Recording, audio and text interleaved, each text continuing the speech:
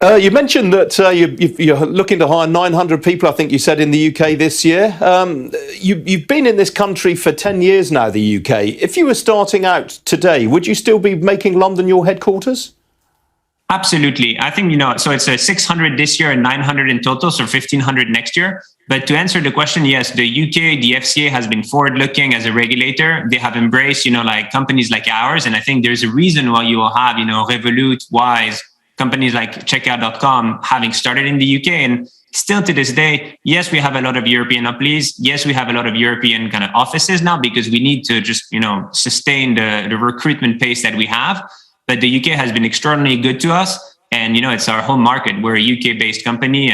More than half the staff is based in London. And, if I had to do it all over again, it would be a no-brainer for me. I'd start in London again. Well, that's good to hear. One thing that struck me about the funding round that you've just completed is that all but two of the venture capital firms that got involved were American. There were only two European investors involved. Does that disappoint you? Are European investors missing a trick here? I think it would be wrong to look at this from where the investor is headquartered.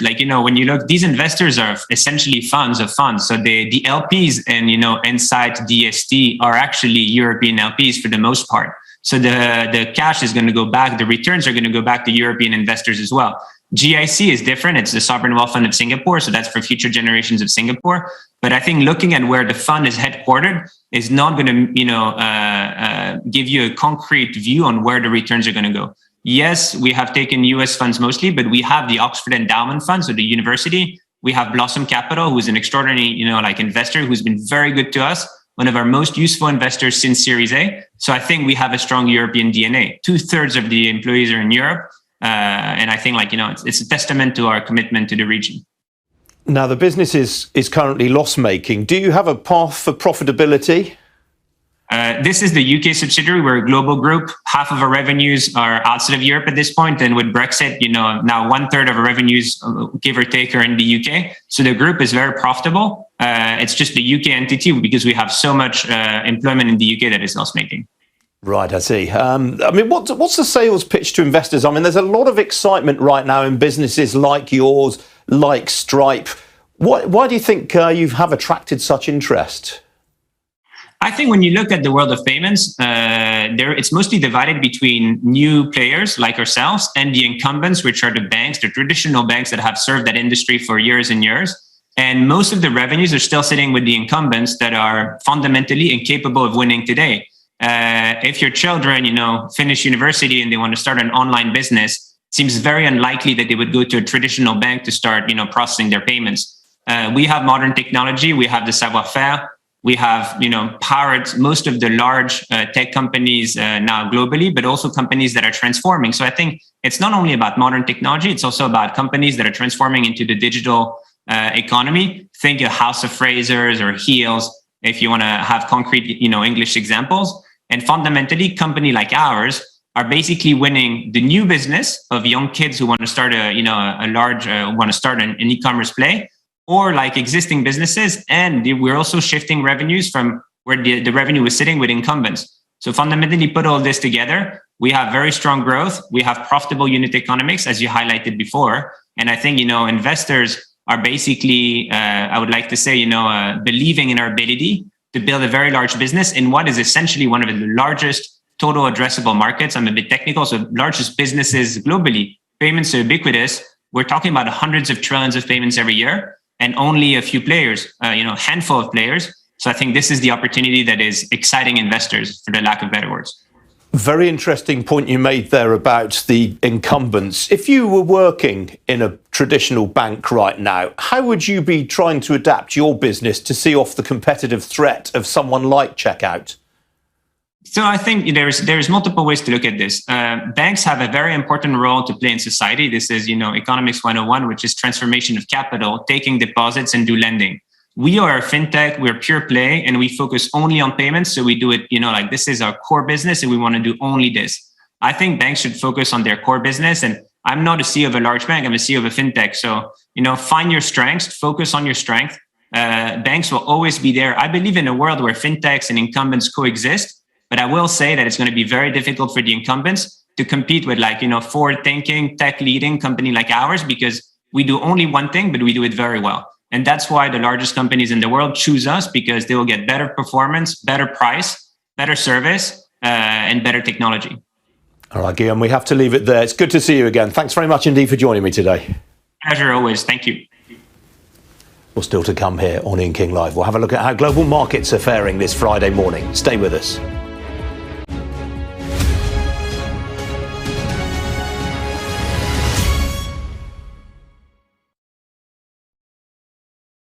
We've come up with a small decision to climb Kilimanjaro.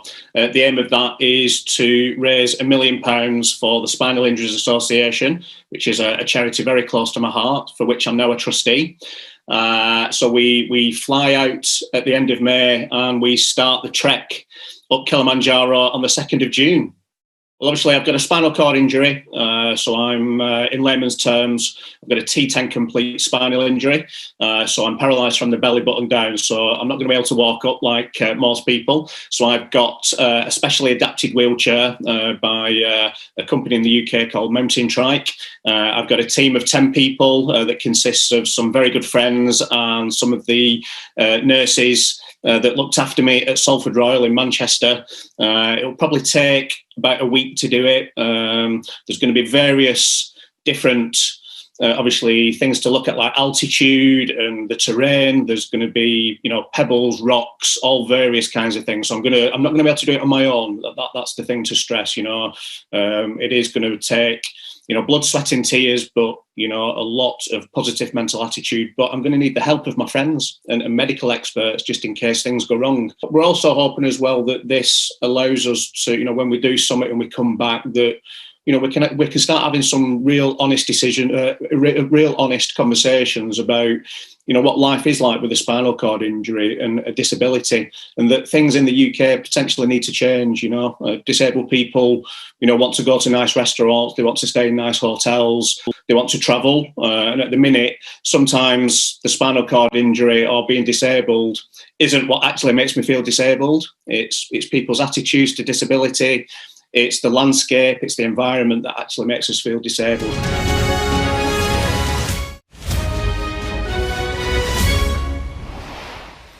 Well, falls on Wall Street last night were followed by declines for stocks in the Asia-Pacific region overnight. The biggest faller was the Nikkei 225 in Tokyo, but there were also declines in Hong Kong, Shanghai and in Sydney. Mumbai, which isn't on the screen, was more or less unchanged. Well, in Europe, stocks are also going into the weekend on a downbeat note. Here's the current situation. All of the main European indices in the red. A big talking point today, and this really is a big talking point. EDF, that's the French power generator, which is building Hinkley Point C in Somerset, the UK's first nuclear power station in a generation. Well, its shares have fallen this morning by 21%. And that is after the French government ordered it to sell power at a loss to smaller competitors in order to limit the increase of electricity prices. Well, here in London, the FTSE 100 is also in negative territory, although albeit not by very much. There are a few consumer and mining stocks on the back foot this morning. The biggest blue chip fall is actually Royal Mail. Its shares off 4.75% right now. That is after comments from one of the brokers. Among the gainers, JD Sports. It's currently some 2% higher. It had a sell-off last night after its executive chairman, Peter Cowgill, who you've seen on this programme earlier in the week. He announced that he was selling half of his shares in the company. Outside the FTSE, the engineer Renishaw is ahead by more than 6% on what appears to be a bit of pre-results buying. On the foreign exchange markets, the pound had a pretty modest gain on the back of the GDP data. It's currently up by just under 1/5% against the US dollar, currently up by just under 1/10% right now against the euro. As for the oil price, well, that is on the march again this morning after talks between Russia and NATO broke down. That, of course, has raised the prospect of the Kremlin holding back more gas supplies to Europe. A barrel of Brent crude right now will set you back $85.45 a barrel. That is up by just over 1%. Well, joining me now is Victoria Scholar. She's head of investment at Interactive Investor. Victoria, very good morning to you. It was a rough old session last night on Wall Street, and particularly for the Nasdaq. Yeah, so we've seen those tech stocks hit hard once again, snapping a 3-day winning streak. Of course, we saw heavy losses last week for the tech-heavy Nasdaq and a tentative recovery at the start of the week, which seems to have been given back some of those gains. And that negativity spreading across global markets. As you mentioned, the Asian session closing lower. And this morning, we're seeing declines, particularly in the DAX and the CAC. The FTSE 100 proving its resilience, trading just modestly to the downside. But it's all about Fed talk and US monetary policy so far this year. We had some hawkish talk from some Fed policymakers, including Brainard and Harker, warning that inflation needs to come down. And of course, it comes after that very strong print on US CPI, 7%, a 4-decade high. I mean, it's very interesting. Bill Dinning on this programme yesterday from Waverton saying to me that if you held the long bond, the 30-year US Treasury, you'd have lost 9% of your money during the first week of the year. I mean, 24 hours on, I'm still shaking my head in disbelief at that. Yeah, so we have been seeing rising yields on the back of hawkish expectations from the Fed. We're looking at around 3 to 4 rate hikes this year after a period of ultra low monetary policy. But real yields are still in negative terms in real terms. So essentially, that means that after inflation, we're still looking at a negative return. So while we are seeing some gyrations taking part in the equity market, it's not likely to spur a mass exodus away from equities into the bond market, essentially because of the backdrop of inflation. Now, the Q4 earnings season is going to be of great importance given valuations in the US right now in particular. The US banks kick us off later on today. What are you expecting? Yeah, so we've already seen that the S&P 500 financial sector has been on a tear at the start of the year.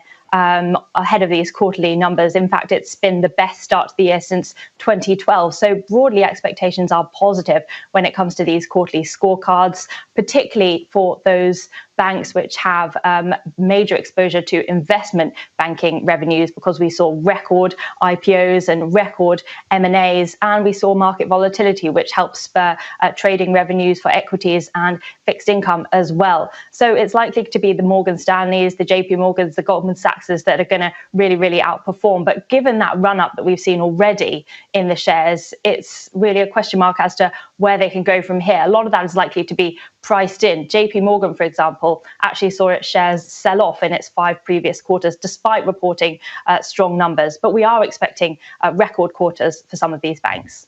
Yeah, absolutely. And some fantastic bonuses for some of these bankers this year as well. Victoria, always good to see you. Thanks very much for joining me. Thank you. Well, still to come here on Ian King Live. A multi-billion-pound legal claim has today been launched against Facebook in the UK.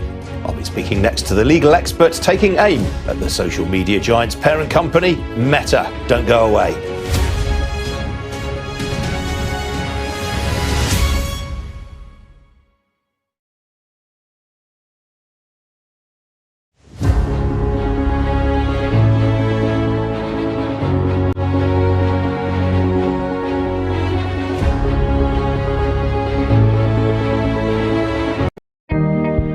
Sensodyne Repair and Protect Deep Repair is really exciting. This new Sensodyne is creating a protective layer. It goes deep inside the tooth to repair sensitivity. The science behind this toothpaste is life-changing. I recommend Sensodyne Repair and Protect Deep Repair. I think it's amazing.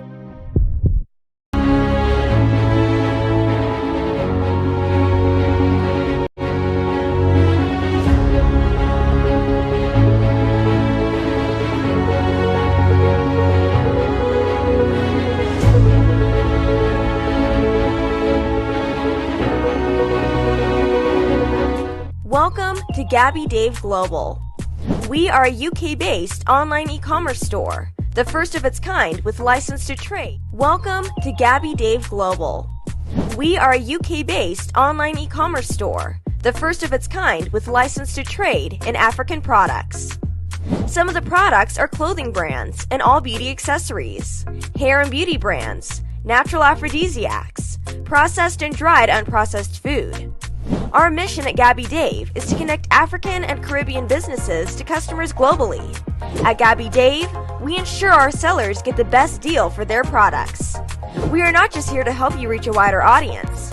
We are also a distribution center, the Support business growth by fulfilling orders to your customers from our warehouse, making sure customers receive their products on time. We are inviting all Black-owned businesses to trade on our platform because we strongly believe Africans have a unique brand the customer would appreciate globally. So get in touch today and let us make your product and business go far. Here are some of the benefits of using Gabby Dave Global. User-friendly platform, track your shipment, online support, transparent process, multiple SKUs, multiple products, a platform that encourages manufacturers as well as traders. Our marketing and PR interventions amplifies yours. Organized products and categories for easy access and navigation. Access to global community, especially within UK and Europe.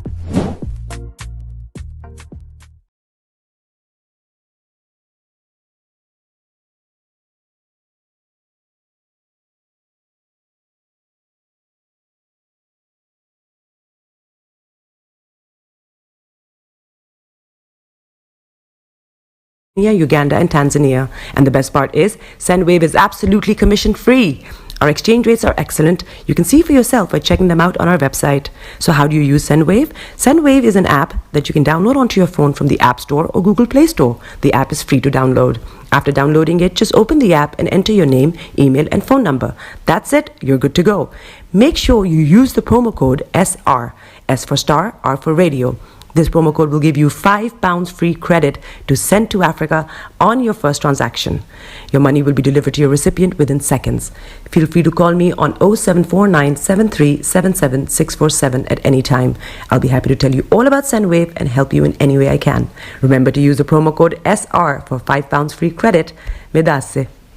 Tune in to On Point here on Starr Radio UK with Empress Regina every Monday at 5 p.m. GMT. Looking forward to your company. Hello, lovely listeners. Tune in to the renewed show with Charlotte. Make it a date to listen to me this and every Thursday at 5 p.m. on Starr Radio UK. Tune in to an hour of power, an hour of encouragement, an hour to inspire you to stay positive and strong in this season. See you there and listen. Hi everyone, it's your girl BB Clement, the author of How to Go From Employee to Entrepreneur and the host of your weekly business show, BB Means Business, the show where we discuss everything you ever wanted to know about business but you were afraid to ask. How do I start my business? How do I raise the finance?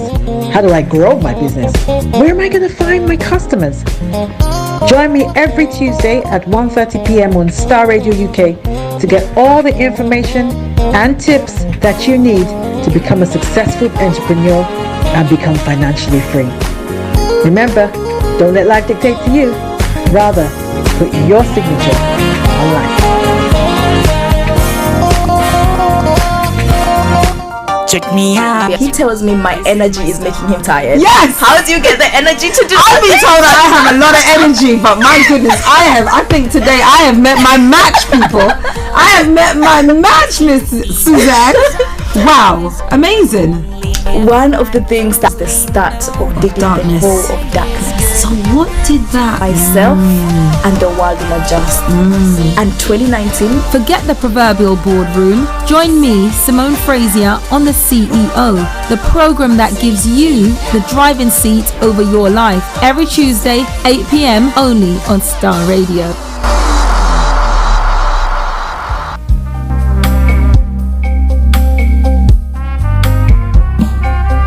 Are you looking for the fastest, reliable, and trustworthy door-to-door shipment company? Well, look no further. When was the last time your family received a shipment back in Ghana on time and in time? You are not sure?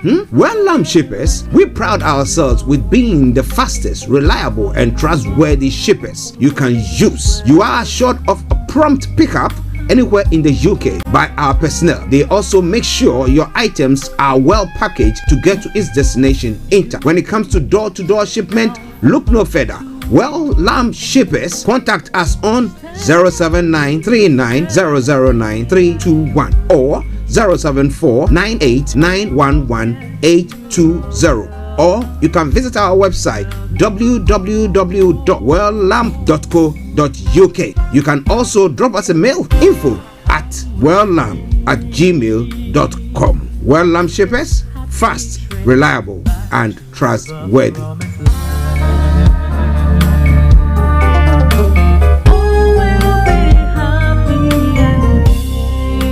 Hi there. Are you dreaming of owning your own house in Ghana? Then you will need a well-documented piece of land that is free from troubles. I highly recommend My Africa Property for any size of land that you will need. With My Africa Property, lands are available in Pram, Sopoli, Tohenia, Ogome, Dodova, Winneba, and many other locations at affordable prices. These locations are about an hour away from the airport, only 35 minutes from the motorway, 10 minutes drive from Central University College, 10 minutes drive to the beach, and close to Pram Senior High School and Ghana Men's Soccer Center of Excellence.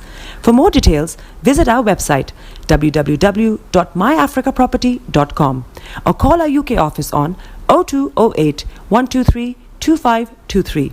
For our US and Canada offices, call us on +1 585 184 994145. You can also email us at ghana@myafricaproperty.com. Getting onto the property ladder has never been easy until now. Join us this and every Thursday from 7 p.m. to 8:30 p.m. live on the Property Hour Show on Starr Radio UK, where we talk to mortgage brokers, property developers, estate agents, landlord, tenant, property consultants on how to invest or get into the property business and make money. You can't afford to miss this. The Property Hour Show is your best source into the property industry. Hi guys, this is your friend Uruj from SendWave. SendWave is a money transfer app that is used by people all over the world to send money to their loved ones in Africa. With SendWave, you can send money to Ghana, Nigeria, Kenya, Uganda, and Tanzania. And the best part is, SendWave is absolutely commission free. Our exchange rates are excellent. You can see for yourself by checking them out on our website. So how do you use SendWave? SendWave is an app that you can download onto your phone from the App Store or Google Play Store. The app is free to download. After downloading it, just open the app and enter your name, email, and phone number. That's it. You're good to go. Make sure you use the promo code SR, S for Star, R for Radio. This promo code will give you £5 free credit to send to Africa on your first transaction. Your money will be delivered to your recipient within seconds. Feel free to call me on 0749 7377 647 at any time. I'll be happy to tell you all about SendWave and help you in any way I can. Remember to use the promo code SR for £5 free credit. Medasse. The best radio show. Broadcasting worldwide, online 24/7. All around the world. In your car. At work. At home. On your smartphone. This is Starr Radio UK. Are you ready to turn it up? 10, 9, 8, 7, 6, 5, 4, 3, 2, 1. Birds flying high, you know how I feel. Sun in the sky, you know how I feel. Breeze drifting on by, you know how I feel. It's a new dawn, it's a new day, it's a new life for me. And I'm feeling good. Hey there, this is Archie, and it's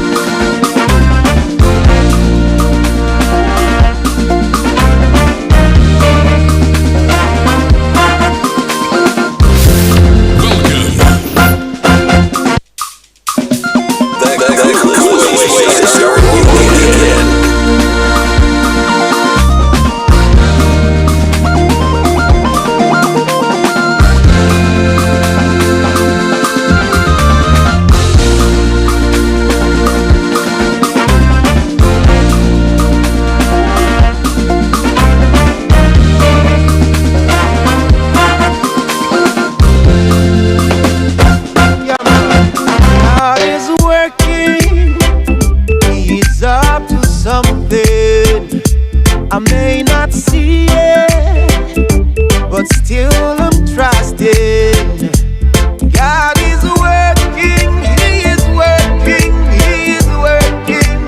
Tell you, God is working, working, working. Let me say, God is working. Tell you everybody, He's up to something. I may not see it, Afro-Caribbean radio station.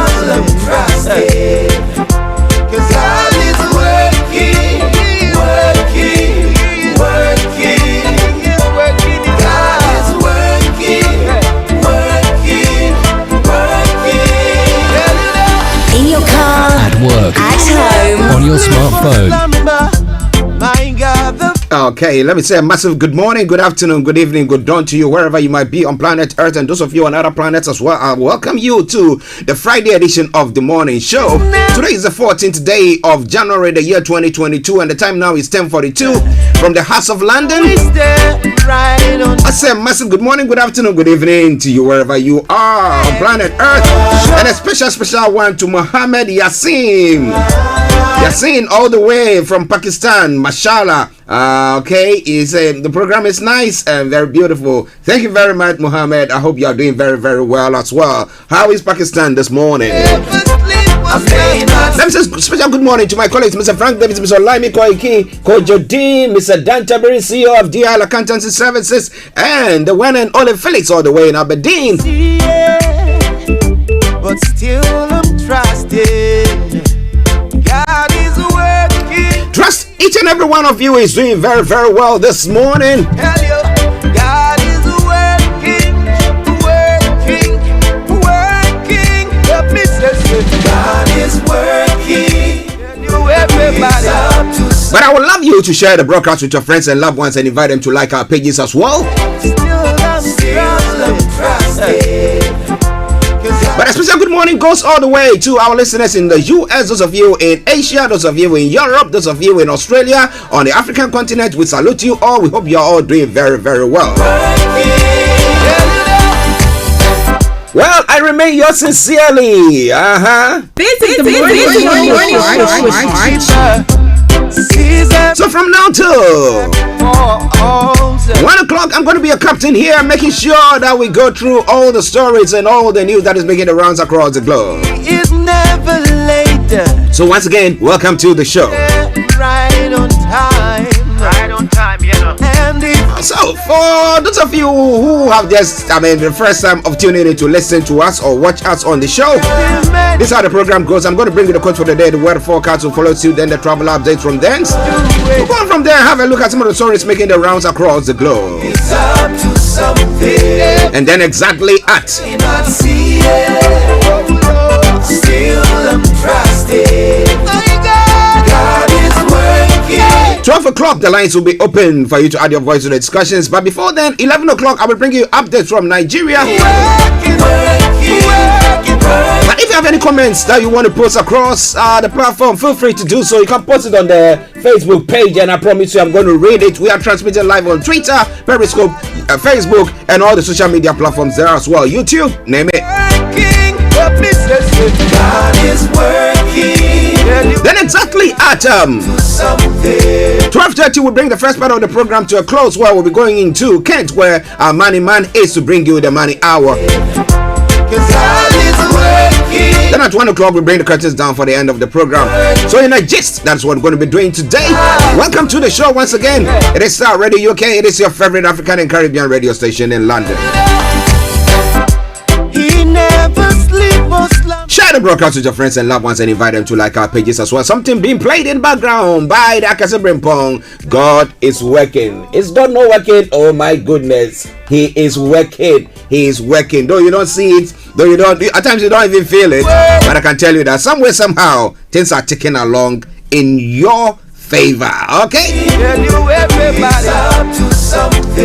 Alright, so the quote for the day says, a profile of the most successful people in any society will show that there is literally no single individual who can consider as being lucky in building his or her own business. So that means that you know that no single person can do it, and therefore you need a group of people, some people to agree with you to do it. He never okay then. My God, the promise keeper sees every tear that falls.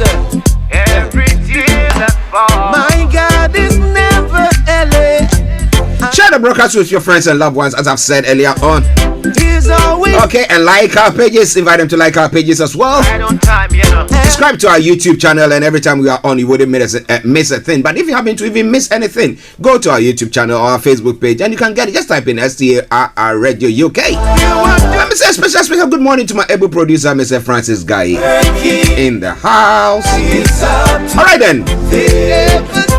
I may not see it, still I'm trusting. God is working.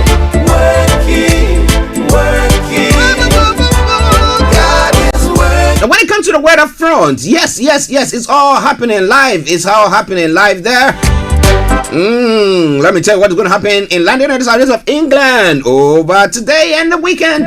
Now this afternoon, 1 or 2 sheltered spots can expect some lingering stubborn fog for most. However, it will be a dry and settled afternoon with plenty of sunshine and light winds expected as well. Now this evening, it will be dry with clear skies. Overnight, variable cloud and patchy mist or fog will develop in places, but it will remain dry and settled with light winds. When it comes to the temperature, the top temperature is going to be 7 degrees, the lower is going to be 0. UV level is going to be low, pollution is going to be high. Sunset 16:19 and sunrise for tomorrow morning 08:01 hours. That brings us to the end of the weather forecast. Well, hey, for today, for over the weekend, Saturday, that's tomorrow, areas of mist or fog will gradually lift through the morning. The rest of the day will then see a mixture of patchy cloud and bright spells, and it will stay dry. Now come Sunday, dense fog will linger across many areas during the Sunday morning, but it should be largely fine later on as there will be more extensive sunny spells in places. So that brings us to the end of the weather forecast for you today. And for the weekend, it's all coming away from Starr Radio UK, your favorite African and Caribbean radio station in London. Time for the time we take a quick break, and then I bring you the travel update. Stay tuned, don't you go away. It is all Starr Radio UK, your favorite African and Caribbean radio station in London.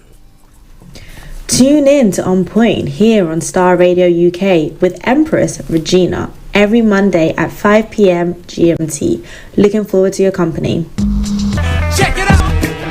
Keep your eyes on the road.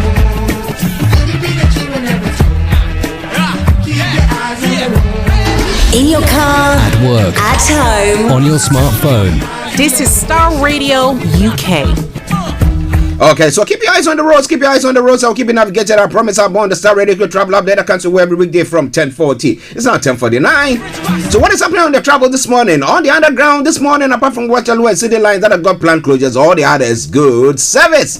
And as I've been announcing since Monday, well, today, Friday, a reduced service is operating every 30 minutes between Surrey Quays and New Cross. Yes, it will be ending today. And also on from Richmond to Willesden, Richmond and Willesden Junction as well, 30 minutes trains will run every 30 minutes there than the usual. Okay, now TFL Rail DLR Line and Tramlin good service there as well. But keep your eyes on the roads, I'll keep you navigated, I promise I'll bond. Moving on straight to the river bars this morning. On the river bars, and the Woolwich Ferry has got suspended service. Other side, all the others are in good service. But keep your eyes on the roads, I'll keep you navigated, I promise our bond. Now moving on to the National Rail this morning. Yes, on the National Rail, Avanti West Coast, Chiltern Railways, Cross Country, First Trans-Pennine Express, Great Northern have all got special service. And Northern Rail, South Eastern, Southern, Thameslink, have also got good special service. That aside, C2C and all the others have got good service. But check before you leave. Keep your eyes on the roads. Now moving on to the final segment of the travel update for you this morning. A316 has got closures, A4 closures, Central London Red Roads closures, and A20 has got serious delays. And that brings us to the end of the travel update for you today, Friday, the 14th day of January, the year 2022. Bringing the time now to 10:51. And on that note, let me say good morning, good afternoon, good evening, good dawn to you, wherever you might be on planet Earth. Enjoy your commute for today. But you know what? Continue to keep those eyes on the roads. Hi guys, this is your friend Uruj from SendWave. SendWave is a money transfer app that is used by people all over the world to send money to their loved ones in Africa. With SendWave, you can send money to Ghana, Nigeria, Kenya, Uganda, and Tanzania. And the best part is, SendWave is absolutely commission free. Our exchange rates are excellent. You can see for yourself by checking them out on our website. So how do you use SendWave? SendWave is an app that you can download onto your phone from the App Store or Google Play Store. The app is free to download. After downloading it, just open the app and enter your name, email, and phone number. That's it, you're good to go. Make sure you use the promo code SR, S for Star, R for Radio. This promo code will give you £5 free credit to send to Africa on your first transaction. Your money will be delivered to your recipient within seconds. Feel free to call me on 0749 7377 647 at any time. I'll be happy to tell you all about SendWave and help you in any way I can. Remember to use the promo code SR for £5 free credit. Medasse. Tune in to On Point here on Starr Radio UK with Empress Regina every Monday at 5 p.m. GMT. Looking forward to your company. Hello, lovely listeners. Tune in to the renewed show with Charlotte. Make it a date to listen to me this and every Thursday at 5 p.m. on Starr Radio UK. Tune in to an hour of power, an hour of encouragement, an hour to inspire you to stay positive and strong in this season. See you there and listen. Hi everyone, it's your girl BB Clement, the author of How to Go From Employee to Entrepreneur and the host of your weekly business show, BB Means Business, the show where we discuss everything you ever wanted to know about business but you were afraid to ask. How do I start my business? How do I raise the finance? How do I grow my business? Where am I going to find my customers? Join me every Tuesday at 1:30 p.m. on Starr Radio UK to get all the information and tips that you need to become a successful entrepreneur and become financially free. Remember, don't let life dictate to you. Rather, put your signature on life. Check me out. He tells me my energy is making him tired. Yes! How do you get the energy to do I've been told that I have a lot of energy, but my goodness, I think today I have met my match, people. I have met my match, Miss Suzanne. Wow, amazing. One of the things that's the start of the darkness. The whole of darkness. So what did that? Myself and the world will adjust. And 2019. Forget the proverbial boardroom. Join me, Simone Frazier, on the CEO, the program that gives you the driving seat over your life. Every Tuesday, 8 p.m. only on Starr Radio. Working, he's up to something. I may not see it, but still I'm trusting.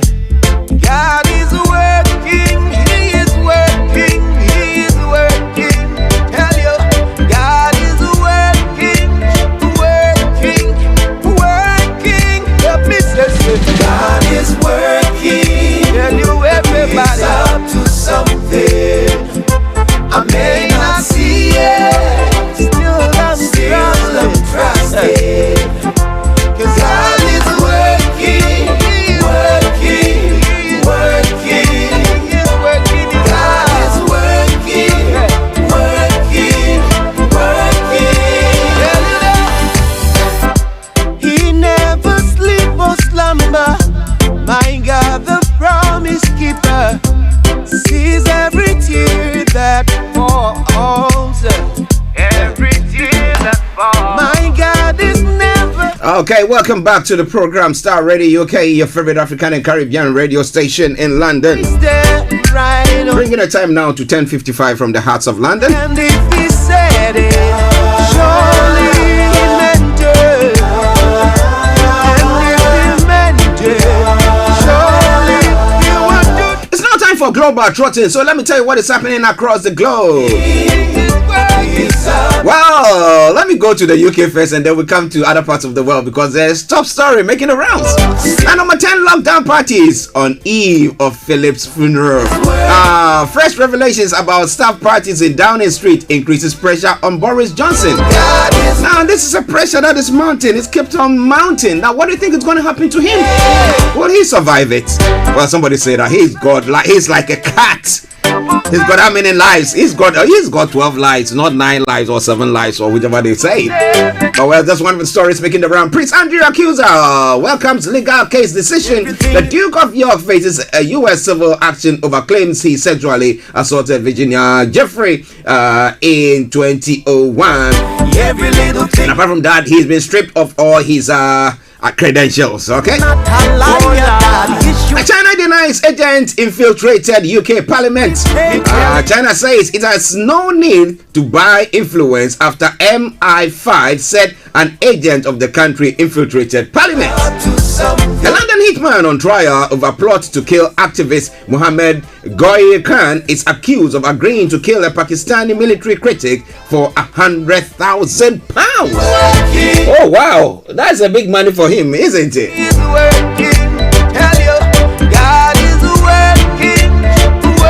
Well, Google is back in office work with some £30 million investment. The tech giant is expanding UK staff capacity by 50% and wants to reinvigorate the work environment.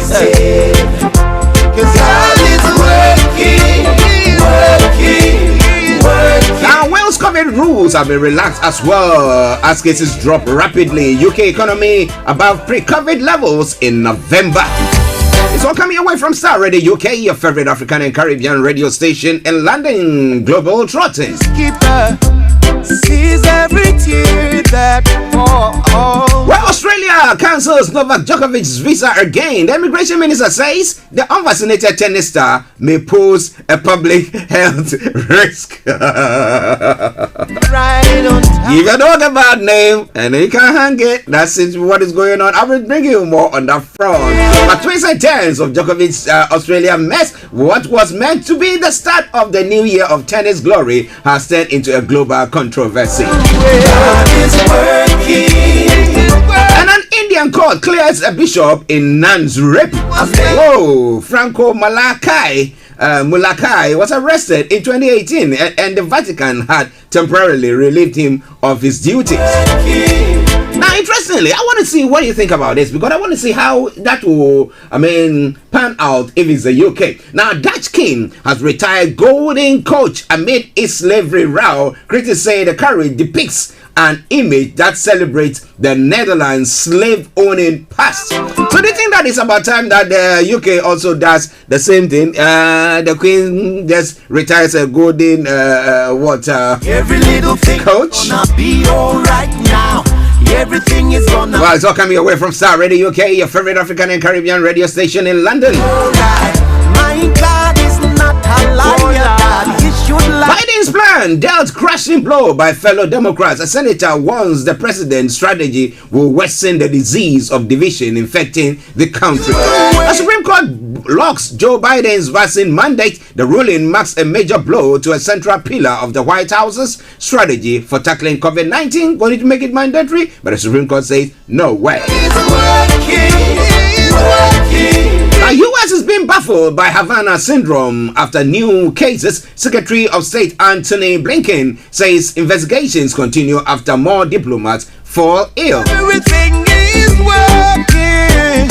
Everything is working. So coming away from Starr Radio UK, your favorite African and Caribbean radio station in London. Oh my God. Everything is working. Everything is working. Working out for my goal. Working out for my goal. I will keep holding on. And I will keep. It is Starr Radio UK, the Friday edition of the morning show. Well, I promise you I'm going to make it as lively as possible. Holding on.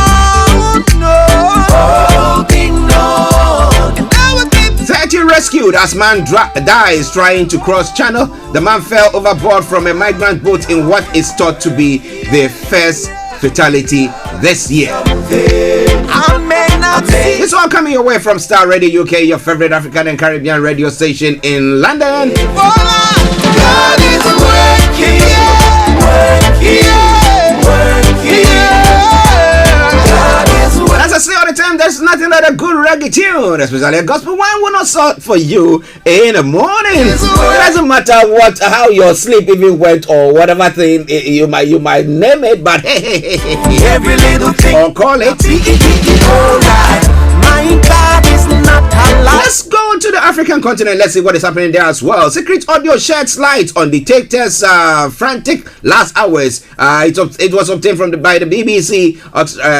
Extraordinary recording believed to be the phone calls by Tunisian ex-president Zine al-Abidine Ben Ali as he flew out of the country in 2011. I'm proud to see whether I can bring you excerpts of what was captured on that tape. The fake general accused of forging Buhari's signature. Olarinwa Oluwasegun was arrested for posing as an army general and committing fraud.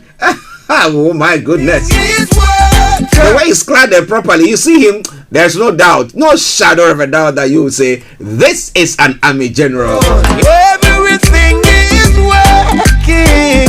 Everything is working now. Malawi medics decry shortage of labor and aesthetics. In South Africa, schoolboy guns down classmate and kills himself. The shooting incident in a secondary school happened after an alleged quarrel. You shouldn't bring this to the African continent. No.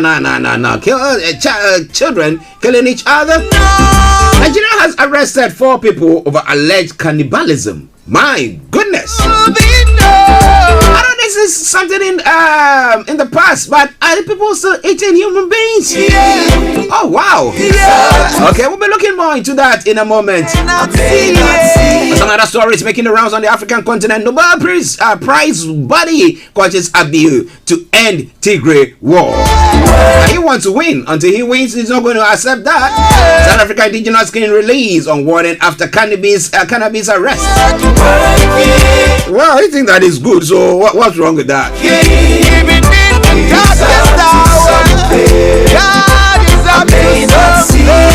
I'm going to bring you some updates from Nigeria in a moment, but hey, an accident has claimed 8 in Taraba. Nigerian government inaugurates 23-member EFCC board. If he said it, then he meant it. And if he meant it, God is it's up to something. I may not see it. Oh, Lord of mercy. I said, looking at some of the stories making the rounds in Nigeria as well. Working. Every day, every hour's working. Ebonyi Igbos will never be part of Biafra. Governor Omahi has said. So what is all that? Igbos can never be. Ebonyi Igbos will never be part of Biafra. I'm going to tell you more about that when we come to updates from Nigeria. Let me say a special good morning to James Amwa. He's enjoying the program all the way from Ghana. Thank you very much, because I know it costs you an arm and a leg to buy yourself a data there, and I know how it goes. Like, whoops. Yes. But thank you very, very much, James. Starr Radio UK, your favorite African and Caribbean radio station in London. Every day, every hour's working. One other story before we move on. Boko Haram bandits. Buhari can crush criminal elements. Tinubu is saying, let us see. Action speaks louder than words. Oh my God, working out. But it's all coming away from Starr Radio UK now. Let's land on the shores of Ghana. Let's see what is happening in Ghana as well. It's working out. 12 Boko suspects plead not guilty, granted 240,000 Ghana cedis bail. Hold SIM card registration now. Consult FEDA, former NIA boss to government. But will government hack into that? And I will keep holding. talk coming away from Starr Radio UK, your favorite African and Caribbean radio station in London. If you are listening to us and you are in Ghana, have you been able to register your SIM?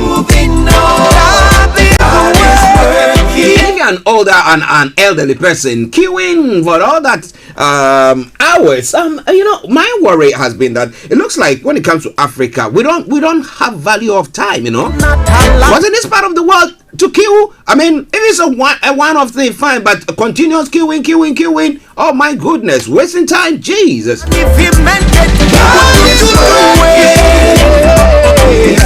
Well, asking teachers to resign over poor conditions of service is foolish talk. Ransford Jempo says. Still I'm trusted. My God is working.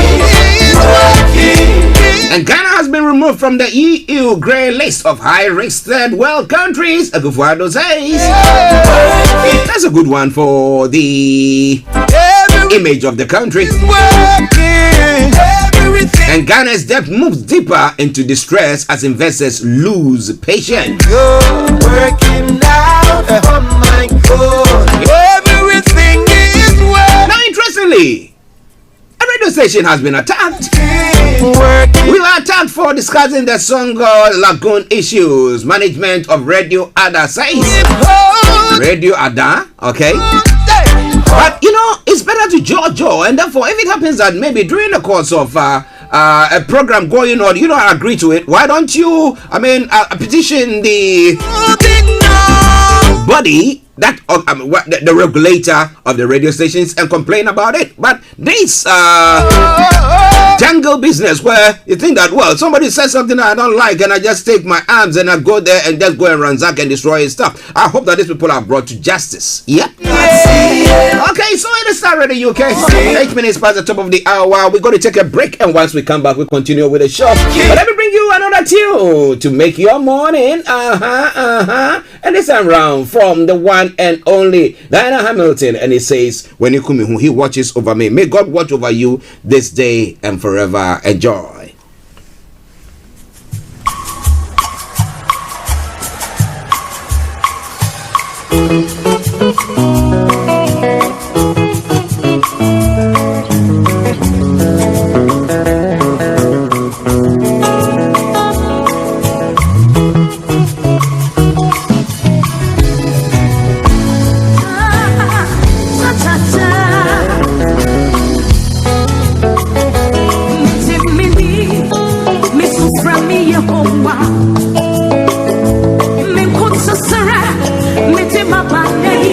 Oh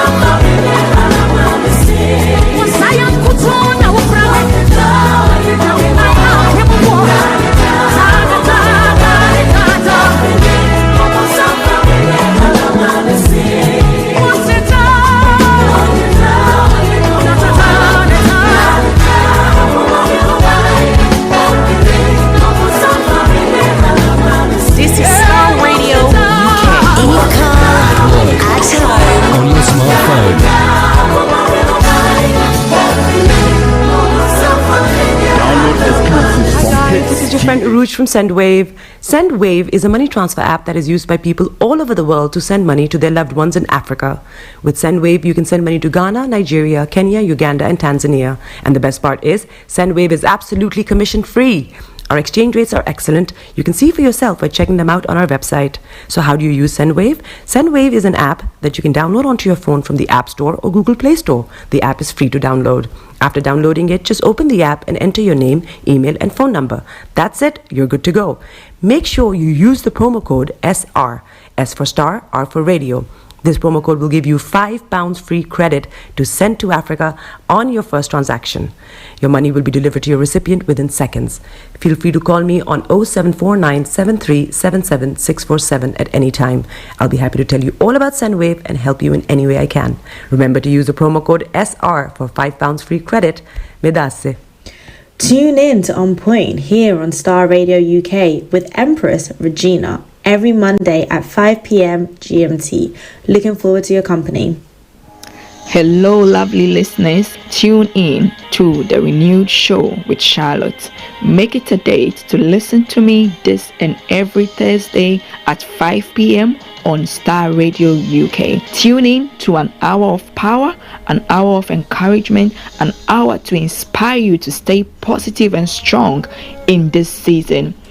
See you there and listen. Welcome back to the program. It is Star Radio UK, your favorite African and Caribbean radio station in London. Yes, we are back on 16 minutes past the top of the hour, the time, the morning show, the program.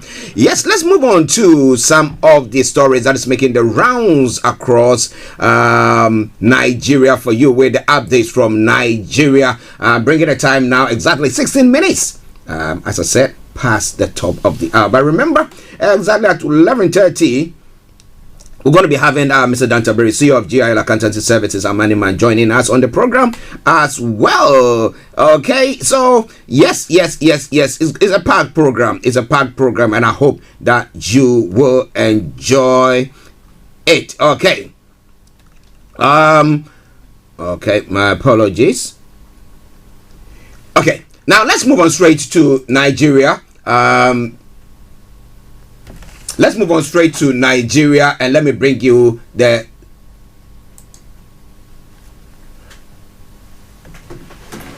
okay. Let's take a quick break, and I bring you the story that's making the rounds in Nigeria. We just take a quick break from here, please. Welcome to Gabby Dave Global.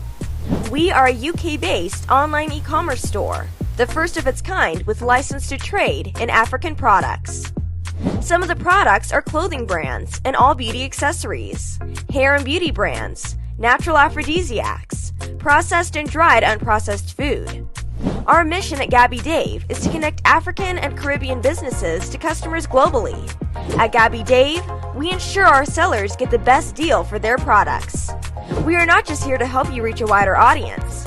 We are also a distribution center to support business growth by fulfilling orders to your customers from our warehouse, making sure customers receive their products on time. We are inviting all Black-owned businesses to trade on our platform because we strongly believe Africans have a unique brand the customer would appreciate globally. So get in touch today and let us make your product and business go far. Here are some of the benefits of using Gabby Dave Global. User-friendly platform, track your shipment, online support, transparent process, multiple SKUs, multiple products, a platform that encourages manufacturers as well as traders. Our marketing and PR interventions amplifies yours. Organized products and categories for easy access and navigation. Access to global community, especially within UK and Europe.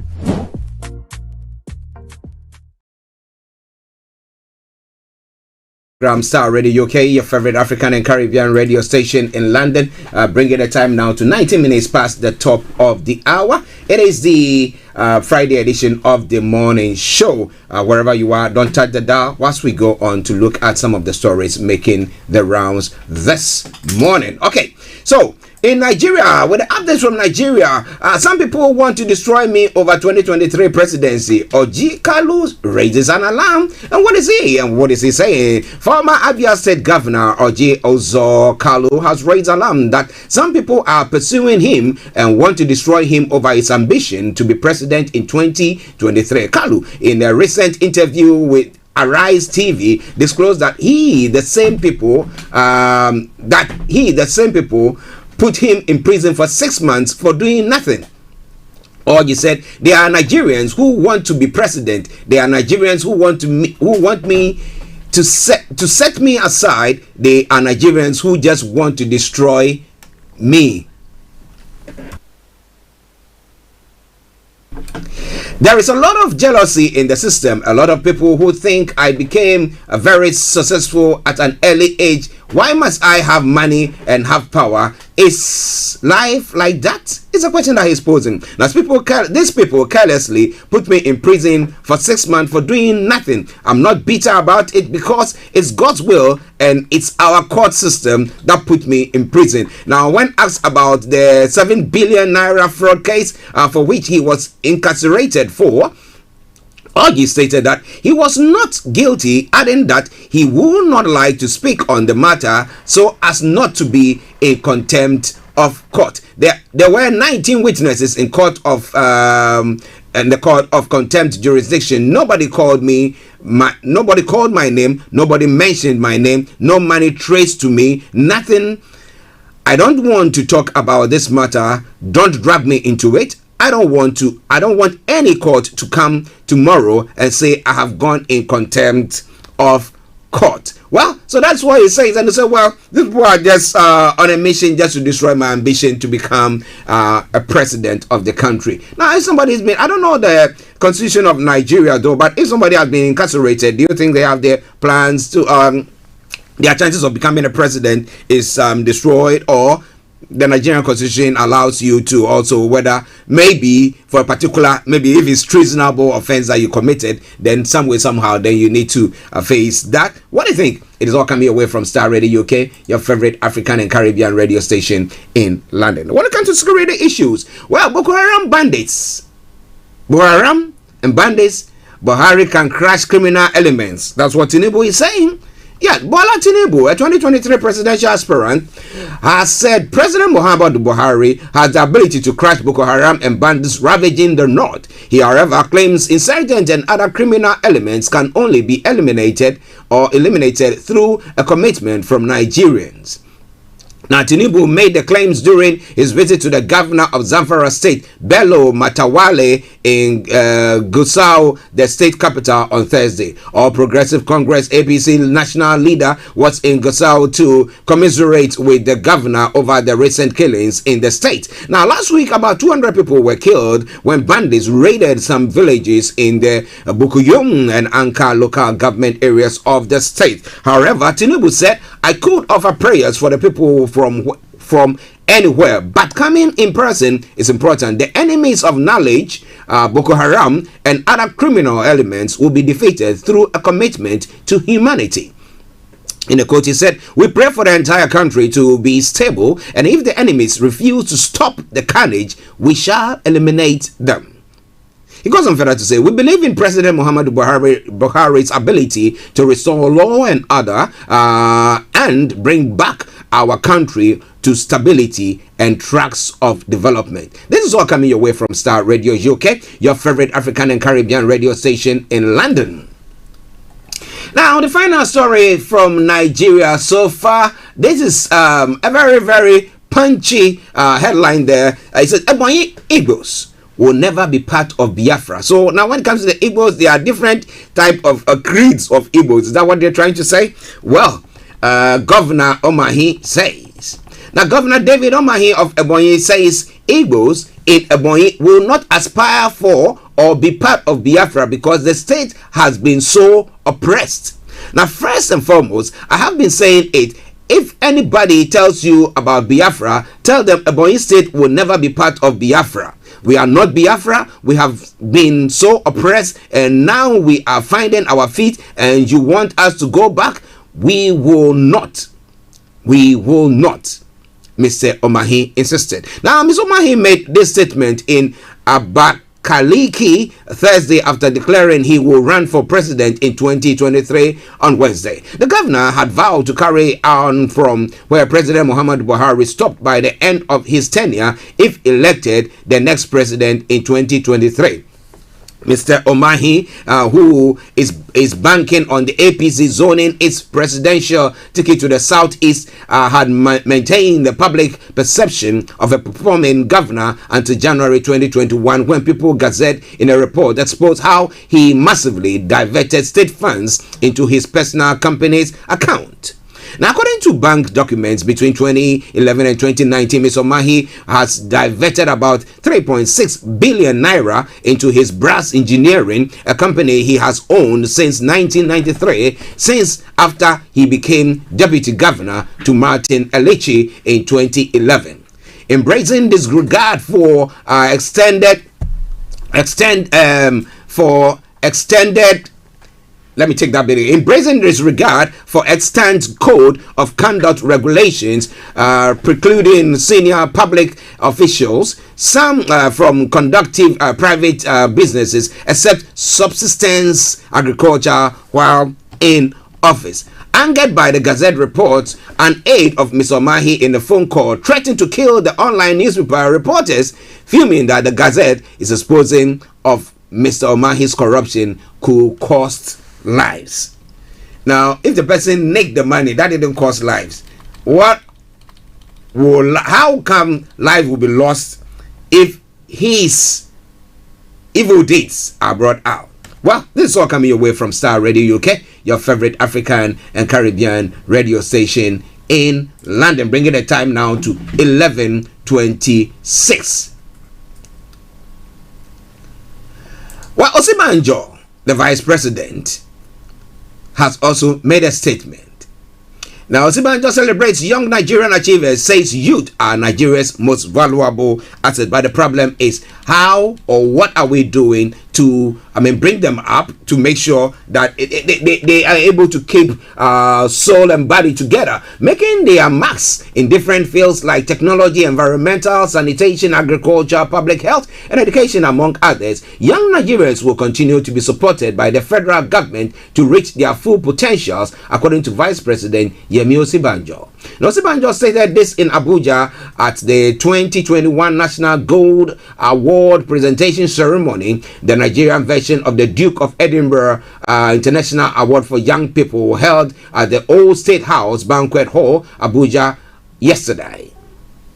The International Award for Young People Nigeria, an affiliate of the Duke of Edinburgh's International Award, is a non-formal educational framework that inspires young people to dream big, celebrate their achievements, and make a difference in their world. Now, hailing the various ways in which young people contribute to the nation's well-being, the Vice President cited the example of young Nigerians in our armed forces leaving behind families and friends to serve our country in various internal security operations across the country. We have seen young Nigerians rallied in the wake of the COVID-19 pandemic and designed various technology solutions to support the government. He goes on further to say, we have seen Nigerian youth break new grounds and earn global acclaim in innovation, technology, sports, the art and entertainment. Now, clearly, our young people are our most valuable assets, and the federal government believes that they must be encouraged and supported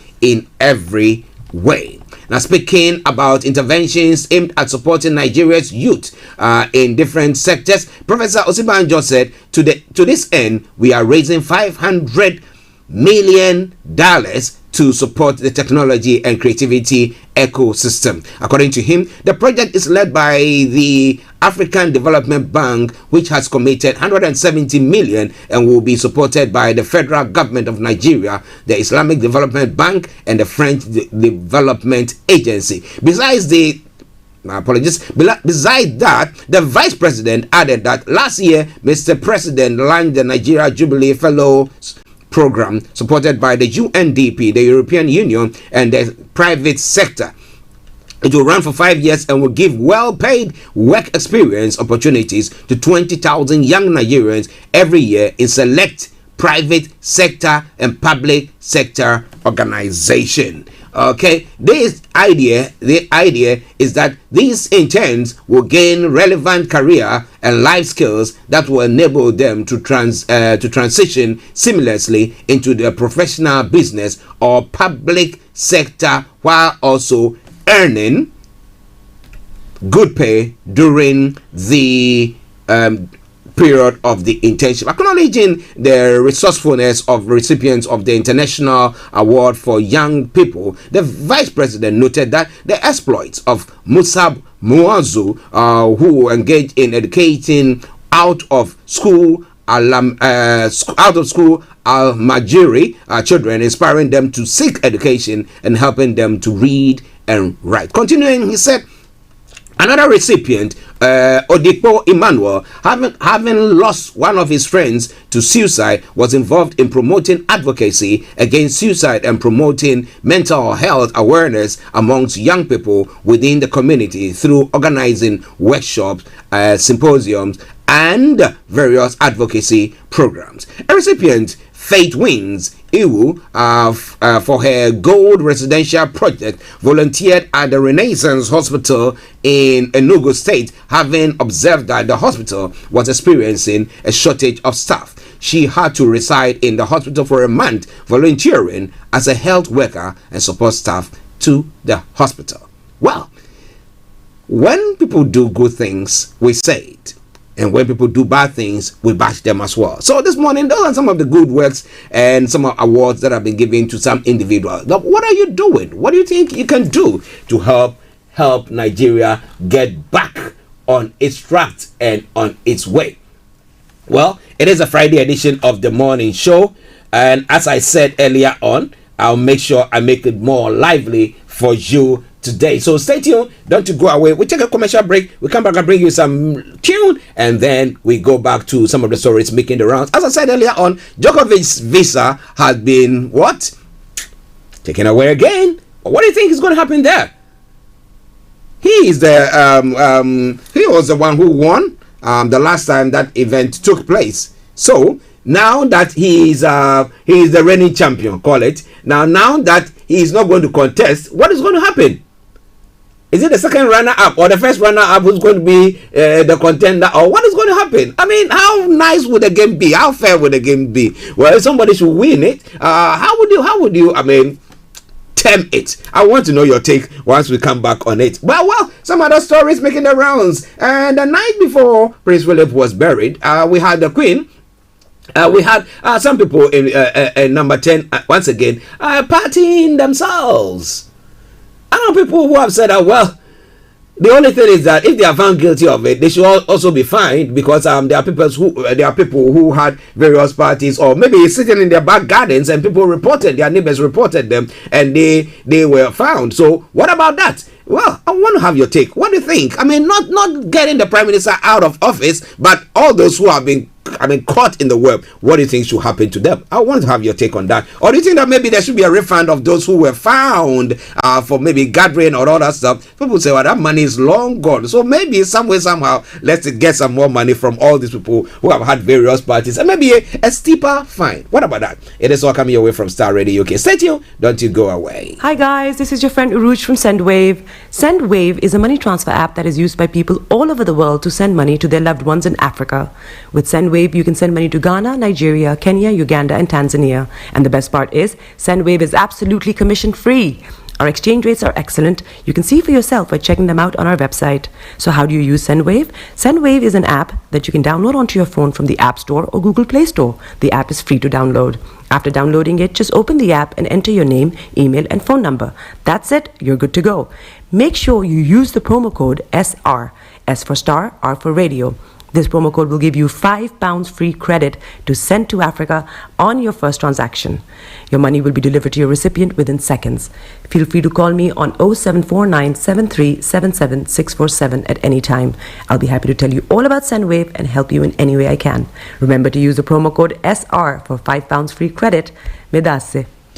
Tune in to On Point here on Starr Radio UK with Empress Regina every Monday at 5 p.m. GMT. Looking forward to your company.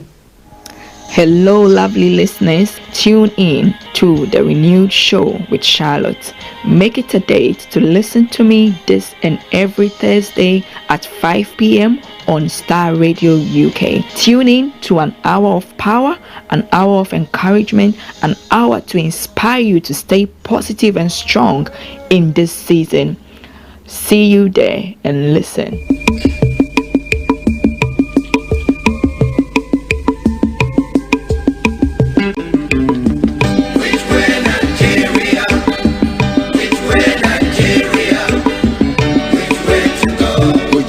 To go. I love my fatherland. Oh yeah. I want to know. Yes, I want to know which way Nigeria is headed. This is Starr Radio UK. Which way Nigeria? Which way Nigeria? Which way to go? Which way to go? I love my fatherland. Oh yeah. I want to know. I want to know which way Nigeria is headed to. Many years after independence, we still find it hard to start. How long shall we be patient before we reach the promised land? Let's save Nigeria, so Nigeria won't die. Which way Nigeria? Which way Nigeria? Tell me. This is Starr Radio UK. In your car, at work, at home, on your smartphone. Yes, I want to know which way Nigeria is heading to. Every little thing that goes wrong, we start to blame the government. We know everything that goes wrong because we are part of the government. Let's save Nigeria, so Nigeria won't die. Which way Nigeria? Which way Nigeria? Tell me which way to go? Which way to go? I love my fatherland. Oh yeah. I want to know. Want to know which way Nigeria is heading to. Inefficiency and indiscipline is ruining the country now. Corruption here, there and everywhere. Inflation is soaring high. Let's save Nigeria, so Nigeria won't die.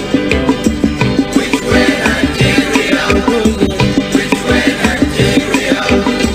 Which way to go? Which way to go? I love my fatherland. Oh sure, sure. I want to know. Yes, I want to know which way Nigeria is heading to.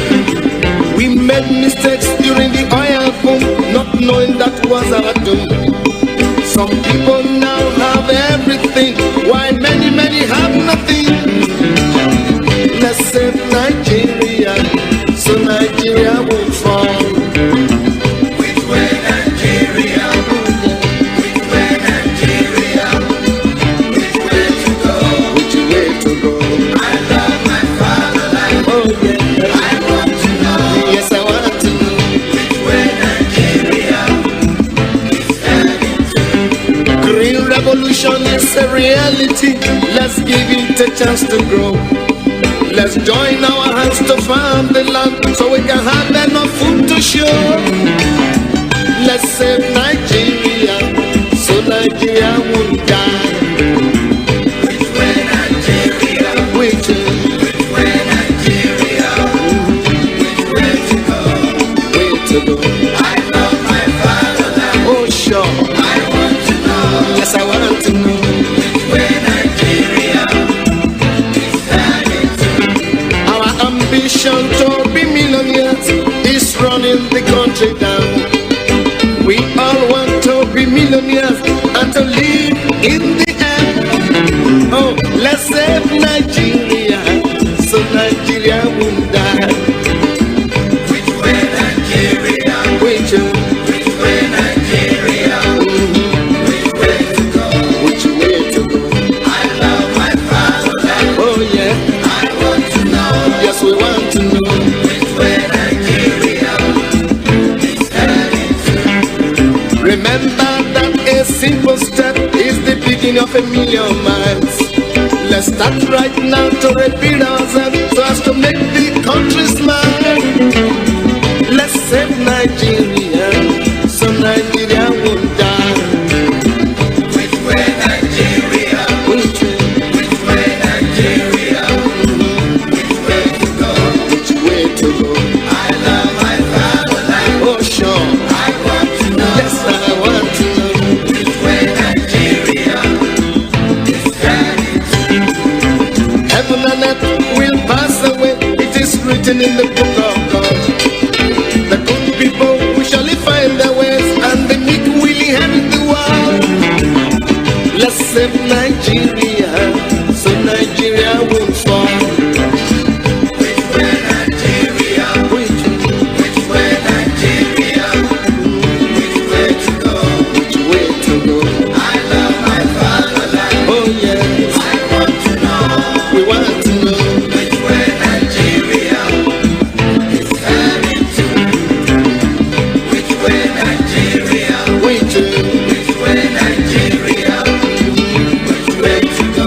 Which way to go? I love my fatherland. Oh yeah, I want to know. Yes, I want to know. Which way Nigeria is headed? This is Starr Radio UK.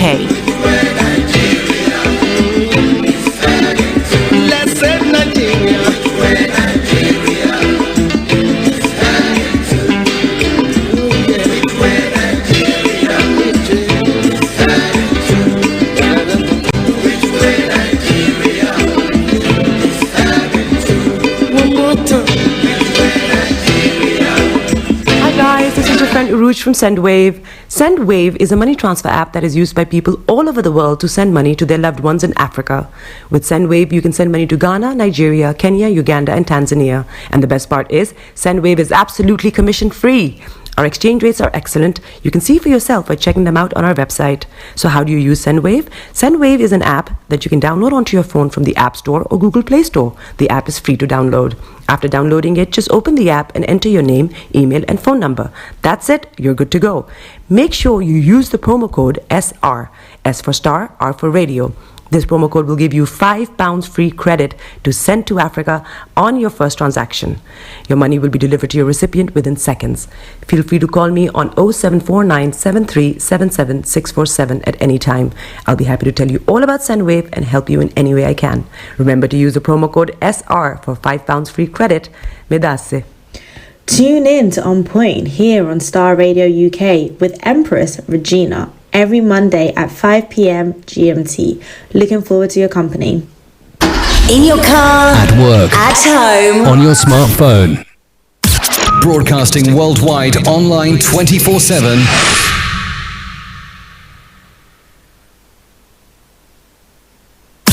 Broadcasting worldwide online 24/7.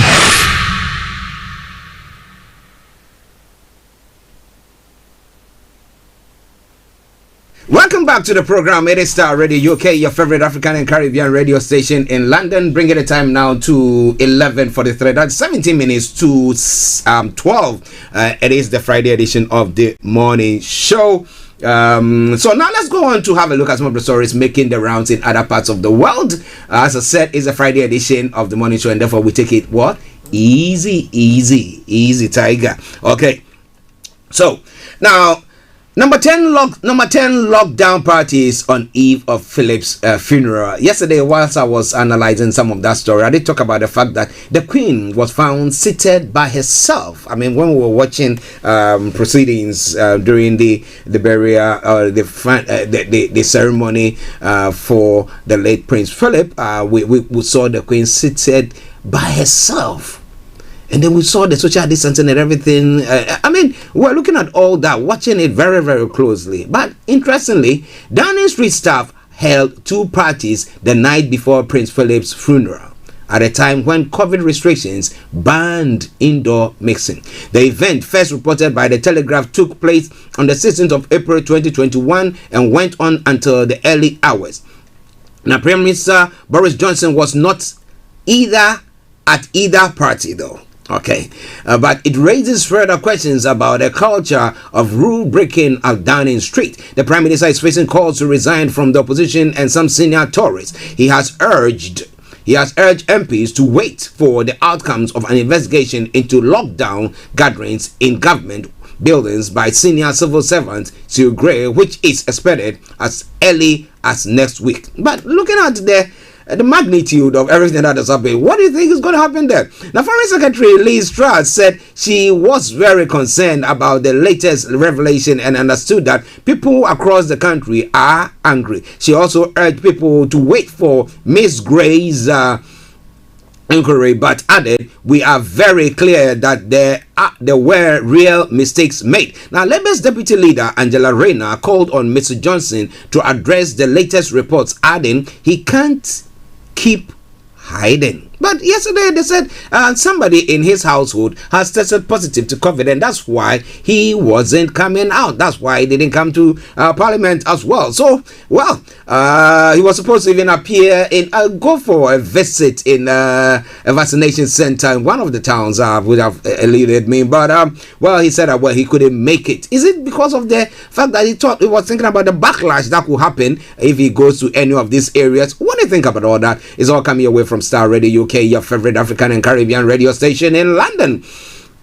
Bringing the time now to 11:45. Now, Foreign Secretary Liz Truss said she was very concerned about the latest revelation and understood that the people across the country are angry. She also urged people to wait for Ms. Gray's inquiry, but added, we are very clear that there were real mistakes, or there were real mistakes made. Now, Labour's Deputy Leader Angela Rayner called on Mr. Johnson to address the latest report, adding he can't keep hiding. Boris Johnson is yet again insulting the intelligence of the British people rather than just doing the decent thing and coming clean, she added. Well, this time around they're not mentioning the Prime Minister's name, that he was there.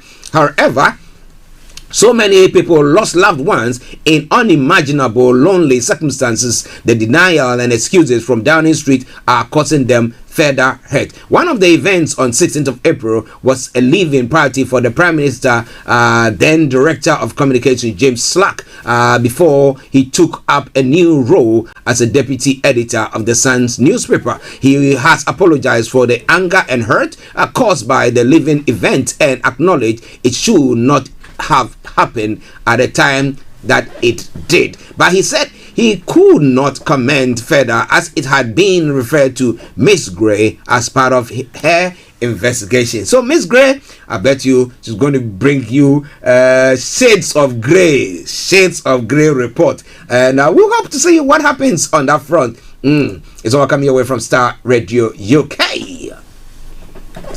Now, interestingly, still in the UK, Prince Andrew's accuser welcomed decision to legal case that continue. The woman who has accused the Duke of York of sexually abusing her has welcomed a US judge's decision to allow her legal case to continue. Now, Prince Andrew faces a civil case in the US after Virginia Jeffrey sued him, claiming he abused her in 2001. He has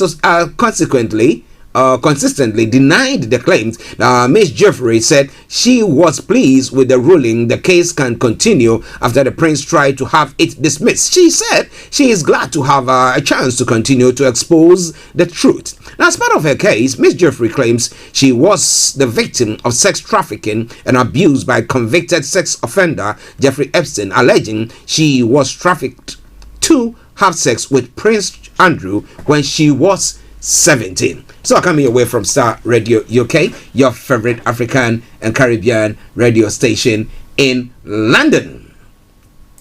Now, one final story from the UK front, and then we can move on from there.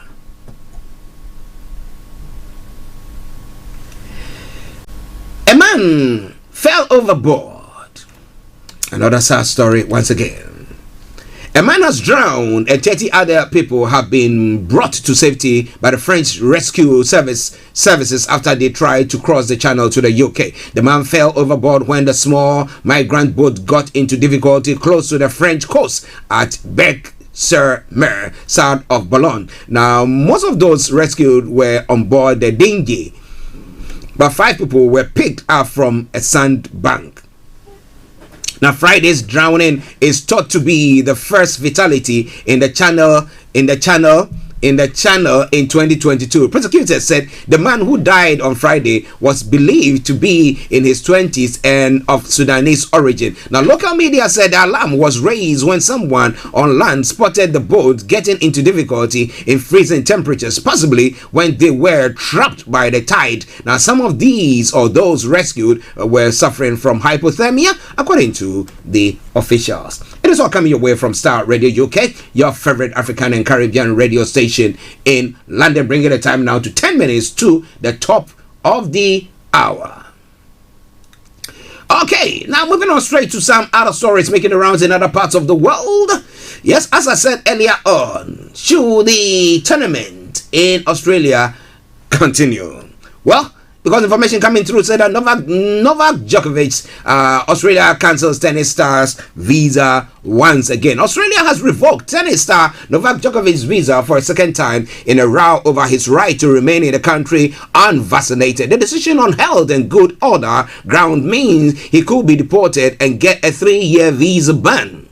Now, Djokovic's lawyers have called the decision patently irrational and say they will appeal. The men's tennis number 1 is scheduled to play the Australian Opens, which begins on Monday. Today, I exercise my power to cancel the visa held by Mr. Novak Djokovic on health and good order grounds on the basis that it was in the public interest to do so. Immigration Minister Alex Hawke said in a statement. Now, Prime Minister Scott Morrison said the decision followed a careful consideration, alluding to the heavy criticism his government has faced for allowing the unvaccinated player into Australia. Mr. Morrison said Australians have made many sacrifices during this pandemic and they rightly expect the result of those sacrifices to be protected. At an emergency late-night court hearing shortly after the decision was announced on Friday, the Australian government's lawyer indicated Djokovic will not be deported until his appeal had run its course. So when his appeal is are they going to do it early tomorrow morning or what? That's going to be an interesting one. It's going to be an interesting one, and we'll be following it very, very closely. But I mean, maybe if for some of us, we'll just throw in the towel, just get out of the place, just go away. But well, if he moves from there, what is going to happen is that for the next 3 years, he could be banned from entering that country. That means that any tournament there, he cannot be part of it. But what do you think? Should they fight it? If they fight it, what will happen? Would they agree and then another moment revoke it? Because already they've done the schedule for the game and he has been put on it as well. So maybe the first game is going to be him.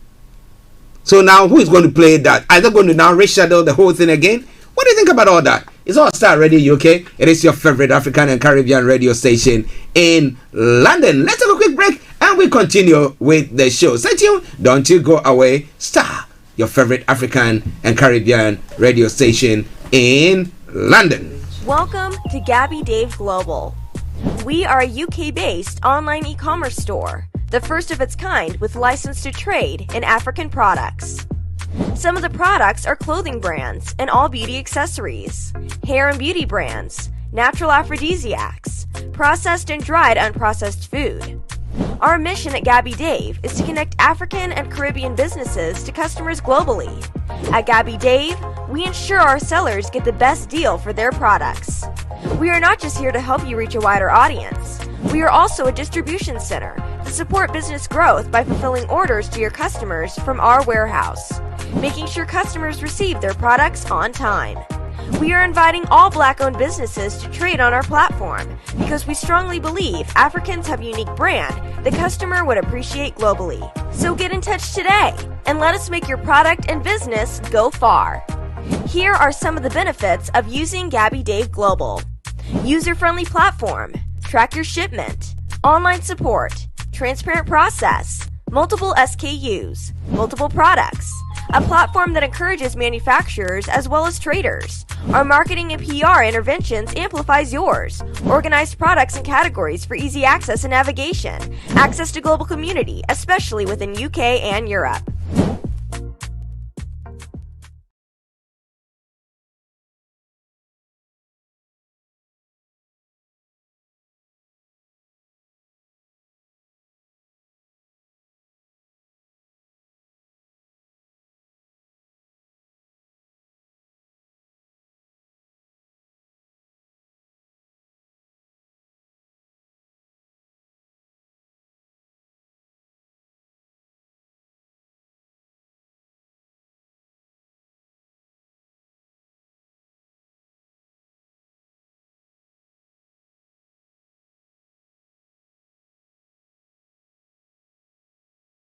To go.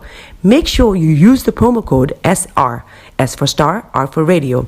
This promo code will give you £5 free credit to send to Africa on your first transaction. Your money will be delivered to your recipient within seconds. Feel free to call me on 0749 7377 647 at any time. I'll be happy to tell you all about SendWave and help you in any way I can.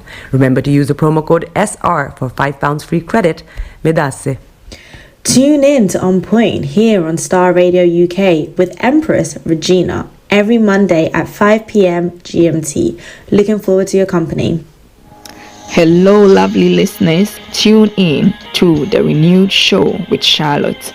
Make it a date to listen to me this and every Thursday at 5 p.m. on Starr Radio UK. Tune in to an hour of power, an hour of encouragement, an hour to inspire you to stay positive and strong in this season. See you there and listen. Hi everyone, it's your girl BB Clement, the author of How to Go From Employee to Entrepreneur and the host of your weekly business show, BB Means Business, the show where we discuss everything you ever wanted to know about business but you were afraid to ask. How do I start my business? How do I raise the finance? How do I grow my business? Where am I going to find my customers? Join me every Tuesday at 1:30 p.m. on Starr Radio UK to get all the information and tips that you need to become a successful entrepreneur and become financially free. Remember, don't let life dictate to you. Rather, put your signature on life. Check me out. He tells me my energy is making him tired. Yes! How do you get the energy to do I've been told that I have a lot of energy, but my goodness, I think today I have met my match, people. I have met my match, Miss Suzanne. Wow, amazing. One of the things that's the start of the darkness. whole of darkness. So what did that Myself and the world will adjust. And 2019. Forget the proverbial boardroom. Join me, Simone Frazier, on the CEO, the program that gives you the driving seat over your life. Every Tuesday, 8 p.m. only on Starr Radio. Welcome back to the program Starr Radio UK, your favorite African and Caribbean radio station in London, bringing the time now to 3 minutes to the top of the hour. Exactly at 12 o'clock, I'll be opening the lines for you to add your voice to the discussions wherever you are. But let's touch on a couple of stories from other parts of the world before we venture to the African continent and have a look at the stories making the rounds. I did ask this question earlier on when I saw this story. The Dutch king, Willem Alexander, has retired coach aimed amid slavery row.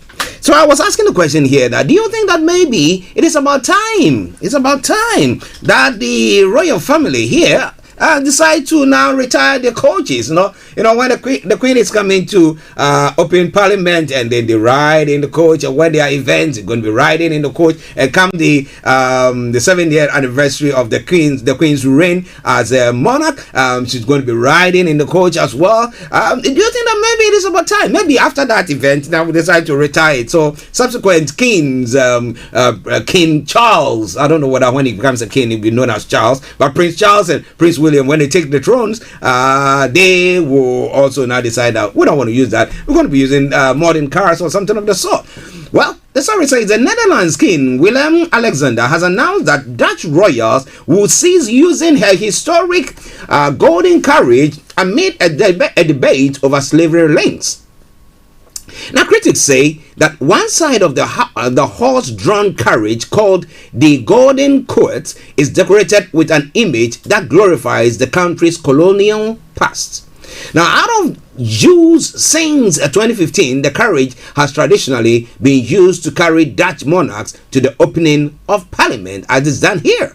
Now, the move comes amid ongoing debate in the country over its history. The controversial image featured on the vehicle is called Tribute from the Colonies and depicts black and Asian people, one of whom is kneeling, offering goods including cocoa, sugarcane, to a seated young white woman who symbolizes the Netherlands. Now, sitting next to her is a man offering a book to a young boy, which the wax painter Nicolas van der Waal said in 1896 was intended to portray the Netherlands' gift of civilization to its colonies. In an official video announcing the move, King Willem Alexander accepted that the carriage was offensive to a large number of people and called on the country to face the legacy of its colonial history together. There is no point in condemning and disqualifying what has happened through the lens of our time, he said. Now, simply banning historical objects and symbols is certainly not a solution either. Instead, a concerted effort is needed that goes deeper and takes longer, an effort that unites us instead of dividing us. As long as there are people living on the Netherlands who feel the pain of discrimination on a daily basis, the past will still cast its shadow over our times, he added. So do you think that maybe if those images are taken away from there, maybe it will be worth being used? What do you think about that? Well, it says the carriage has been out of use for several years and has resided at the Amsterdam Museum since a lengthy restoration project concluded last year. Anti-racism campaigners in the Netherlands have welcomed the move but have called on the king to take further action to face up the legacy of colonialism. Now, he says the past should not be looked at from the perspective and values of the present, said Mitchell Esages, the co-founder of the Black Archives in Amsterdam. I think that's a fallacy because also in the historical context, slavery can be seen as a crime against humanity and a violent system. In recent years, many Dutch people have been urging the country to have a reckoning with its colonial past. Now, during the 17th century, the Netherlands conquered large swaths of territory in regions now known as Indonesia, South Africa, Curaçao, and West Papua, and became a key player in transatlantic slave trade as well. Now, last year, the mayor of Amsterdam, Femke Halsema, formally apologized for the city's role in the slave trade. The move put her at odds with Prime Minister Mark Rutte, who has rejected calls for a formal state apology. But do you think that maybe the move by the king will now bring the Prime Minister to a place where he comes to understand that the colonial legacy is something that, if apology is needed, has to be given as well? What do you think? This is all coming your way from Starr Radio UK, your favorite African and Caribbean radio station in London, bringing the time now to 3 minutes past the top of the hour. And now let me just announce the lines opened. If you want to join in the discussion, 0208 133 2257 or 58 0208 133 2257 or 58 US or Canada 001 718 303 2737 001 718 303 2737. You can text or WhatsApp us 0753966174 0753966174. And our Twitter handle is Starr Radio UK. Email address is info@starradiouk.com.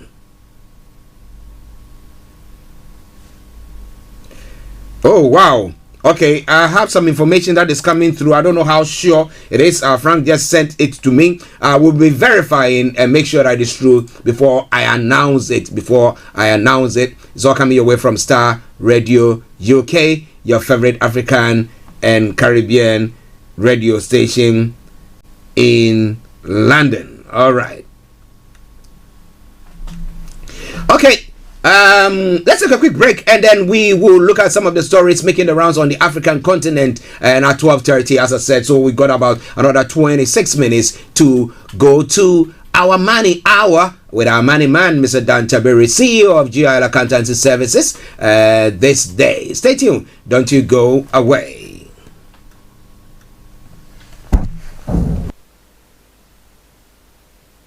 Hi guys, this is your friend Uruj from SendWave. SendWave is a money transfer app that is used by people all over the world to send money to their loved ones in Africa. With SendWave, you can send money to Ghana, Nigeria, Kenya, Uganda, and Tanzania. And the best part is, SendWave is absolutely commission free. Our exchange rates are excellent. You can see for yourself by checking them out on our website. So how do you use SendWave? SendWave is an app that you can download onto your phone from the App Store or Google Play Store. The app is free to download. After downloading it, just open the app and enter your name, email, and phone number. That's it. You're good to go. Make sure you use the promo code SR. S for Star, R for Radio. This promo code will give you £5 free credit to send to Africa on your first transaction. Your money will be delivered to your recipient within seconds. Feel free to call me on 0749 7377 647 at any time. I'll be happy to tell you all about SendWave and help you in any way I can. Remember to use the promo code SR for £5 free credit. Medasse. Tune in to On Point here on Starr Radio UK with Empress Regina every Monday at 5 p.m. GMT. Looking forward to your company. Hello, lovely listeners. Tune in to the renewed show with Charlotte. Make it a date to listen to me this and every Thursday at 5 p.m. on Starr Radio UK. Tune in to an hour of power, an hour of encouragement, an hour to inspire you to stay positive and strong in this season. See you there and listen. Hi everyone, it's your girl BB Clement, the author of How to Go from Employee to Entrepreneur and the host of your weekly business show, BB Means Business, the show where we discuss everything you ever wanted to know about business but you were afraid to ask. How do I start my business? How do I raise the finance? How do I grow my business? Where am I going to find my customers? Join me every Tuesday at 1:30 p.m. on Starr Radio UK to get all the information and tips that you need to become a successful entrepreneur and become financially free. Remember, don't let life dictate to you. Rather, put your signature on life.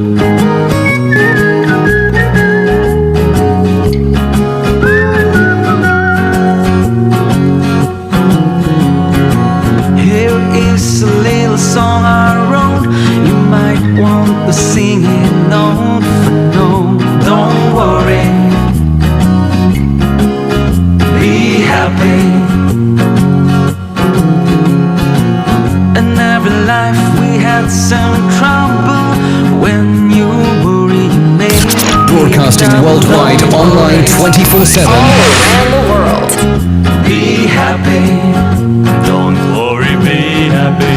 In your car, At work, at home, on your smartphone. This is Starr Radio UK. Be happy. Don't worry, be happy.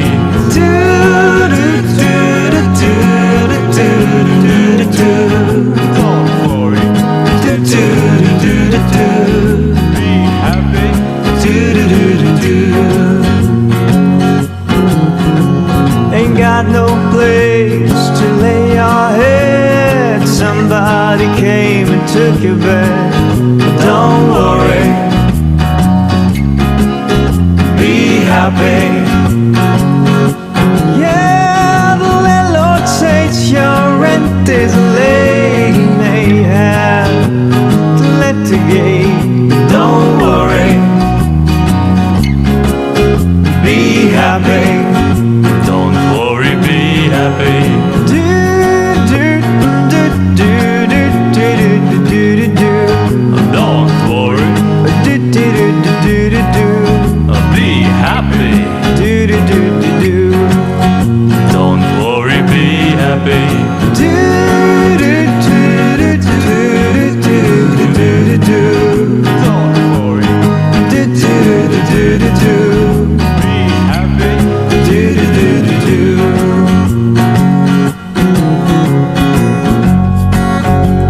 Yes, so don't worry, be happy. Yes, your landlord can tell you that today is the last day you need to bring your rent, or you have to leave, or maybe your children are telling you that, well, the school says that you have to bring the school fees and you've not got a means and you are struggling and you seem to be ripping yourself apart. But hey, don't worry.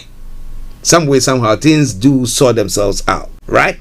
Well, but you need a network around you to help you boost your hopes up, and that is what we are here exactly to do.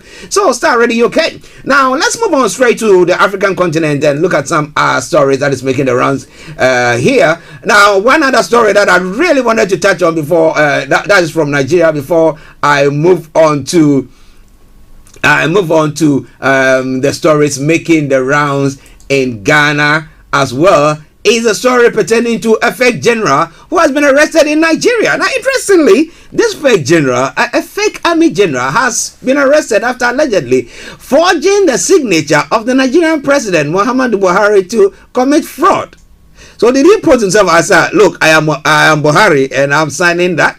Nigeria's Economic and Financial Crimes Commission said Bolarinwa Oluwazengun, who was posing as an army general, defrauded Kodev clearing resources of over 650,000 US dollars. Now, EFCC said the suspect claimed that he had been shortlisted for an appointment by the president but needed the money to pay some bribe to get the appointment. My goodness. Mr. Oluwasegun has not said anything about the arrest, and the EFCC said he will be prosecuted when they conclude investigation.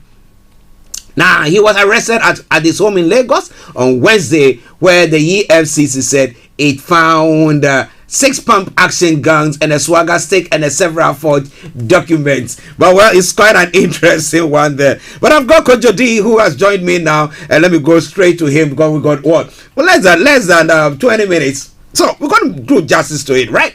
Kojo, good afternoon to you. Sure, good afternoon, Archie. Yeah. Well, I don't think that's a new thing in Nigeria, isn't it? Yeah, 419. This was a proper 419, you know. No, that kind of thing has already been happening in Nigeria, where people have been posing as army officers and all that kind of thing, and defrauding people. Some have posed as police officers and government officials.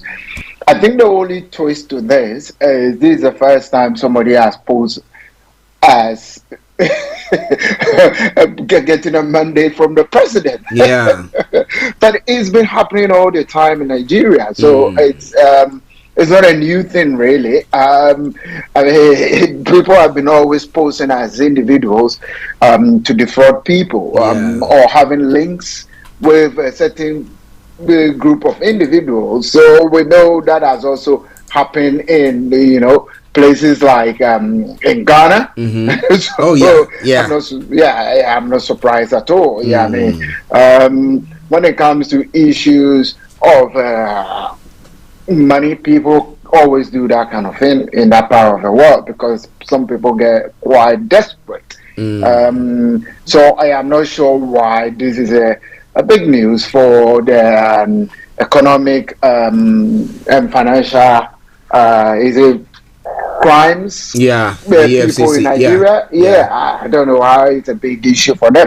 I mean, these kind of things have been going on, but I think it's another way of boosting the image of the president. I might be wrong with that, but that is how I saw it anyway. That they are fighting crime, but they are bigger crimes than this type of crime. People have forged governors' signatures in the past, so forging the president's signature is a long list of fraudulent crimes committed by a whole lot of Nigerians in that part of the world. So I'm not sure why it should be big for them anyway. Okay. Listeners, Kojo D for you. Now, let's touch on a couple of stories before we look at one other from the African continent as well. The first one pertaining to the parties. You know, the party gates seem to be going on. We've been trying to, downplay it and say nothing will happen, but it seems to get into a point where even they are saying that as of the time that the eve of Prince Philip's burial, there was a party going on, and we saw the Queen sitting by herself during the ceremony as well. I mean, people were, very, very sympathetic about the whole thing, empathizing with the Queen. I mean, what she was going through at the time, because you need your families around you and other people who have gone through that. But do you think that it's gotten to a point where it's got into a place where the position of the Prime Minister has become untenable? I think on this the 21st April incident 2021, 2021, the Prime Minister wasn't actually in the parties. So it could be quite tricky, and the individual concerned was then working for the Prime Minister, and he's gone on to now work in the Sun newspaper as the editor, and he's apologized for organizing such a party. But I think it's just a big judgment of error, if I put it that way, and the Prime Minister and those around him, the cabinet and all, are struggling desperately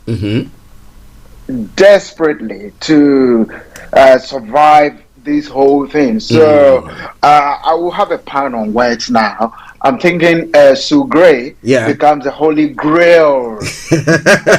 Or bring a shade of grace. I'm telling you, it's a shade of gray. No, she is in a shade of gray, but she's becoming a holy grail to bring them out of all the troubles they are in. Because you know the story about a holy grail, which is a King Arthur kind of story. So it's a magical kind of thing. So some magic will probably come, and but we know she cannot really, apart from all the investigation she'll do, she cannot really say the Prime Minister.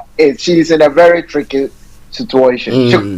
She's not in a position to say the Prime Minister has done wrong or not. But all that she can do now is to bring to light the things that have gone wrong. But she, and her recommendation or whatever investigation she comes out with, will go to another individual called Lord Guides.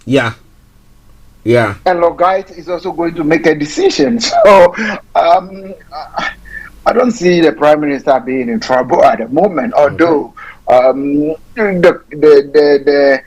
other side of the border, you know, Felix and his people. The way the statement that what do you call him, the leader, the leader of the Scottish Conservatives. He has already made his mind and said what he wanted to say, and a lot of the Scottish Conservatives has already also made such loads of comments about it. And this side of the border, I mean, when the Prime Minister made his speech, the apology, which some people didn't even consider as an apology, in the Houses of Parliament, what happened in the Commons? Simply, some of his own cabinet ministers didn't even rise up to supporting him until later on in the day or in the evening, as it were. So I think they are all very cautious. And already the 1928 committee in Parliament is already they haven't had the 54 letters required. The petitioning has started. But the long nights are drawn. This one is like the Julius Caesar thing, you know.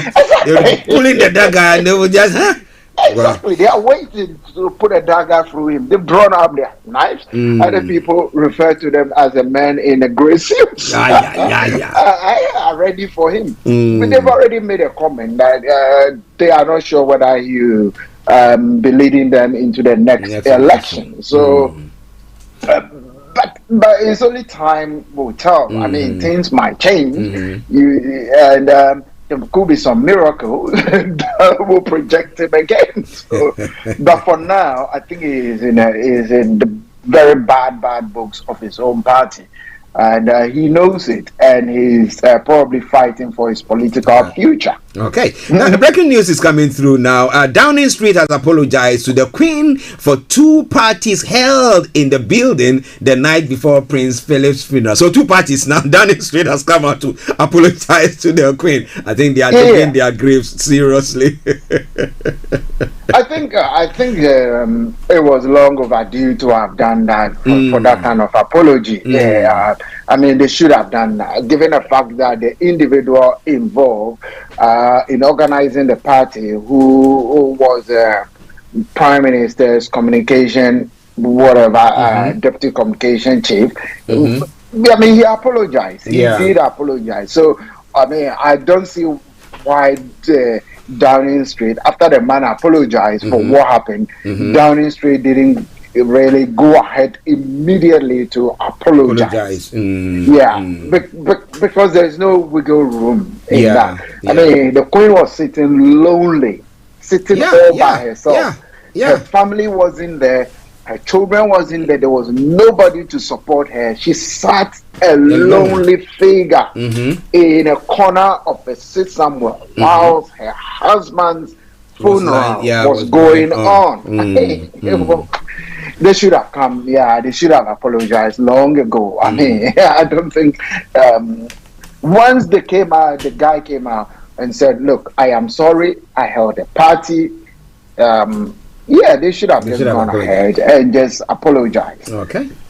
Let's move on because we are pressed with time. Now the Dutch king has retired the golden coach amid slavery row. Now we know that it's not they don't have only coaches in Dutch. We have some here in England or in the UK. Now my question is, should the UK wants to also be retired as well? But looking at the Dutchess one, we have symbols that have been drawn on it where you have a black person kneeling down and then before that's an African and an Asian kneeling before a white person who and they are presenting some cocoa and some other things to them. So depicting what had gone on there. Do you think it should be once they have said that they need to retire it, should we retire ours here as well?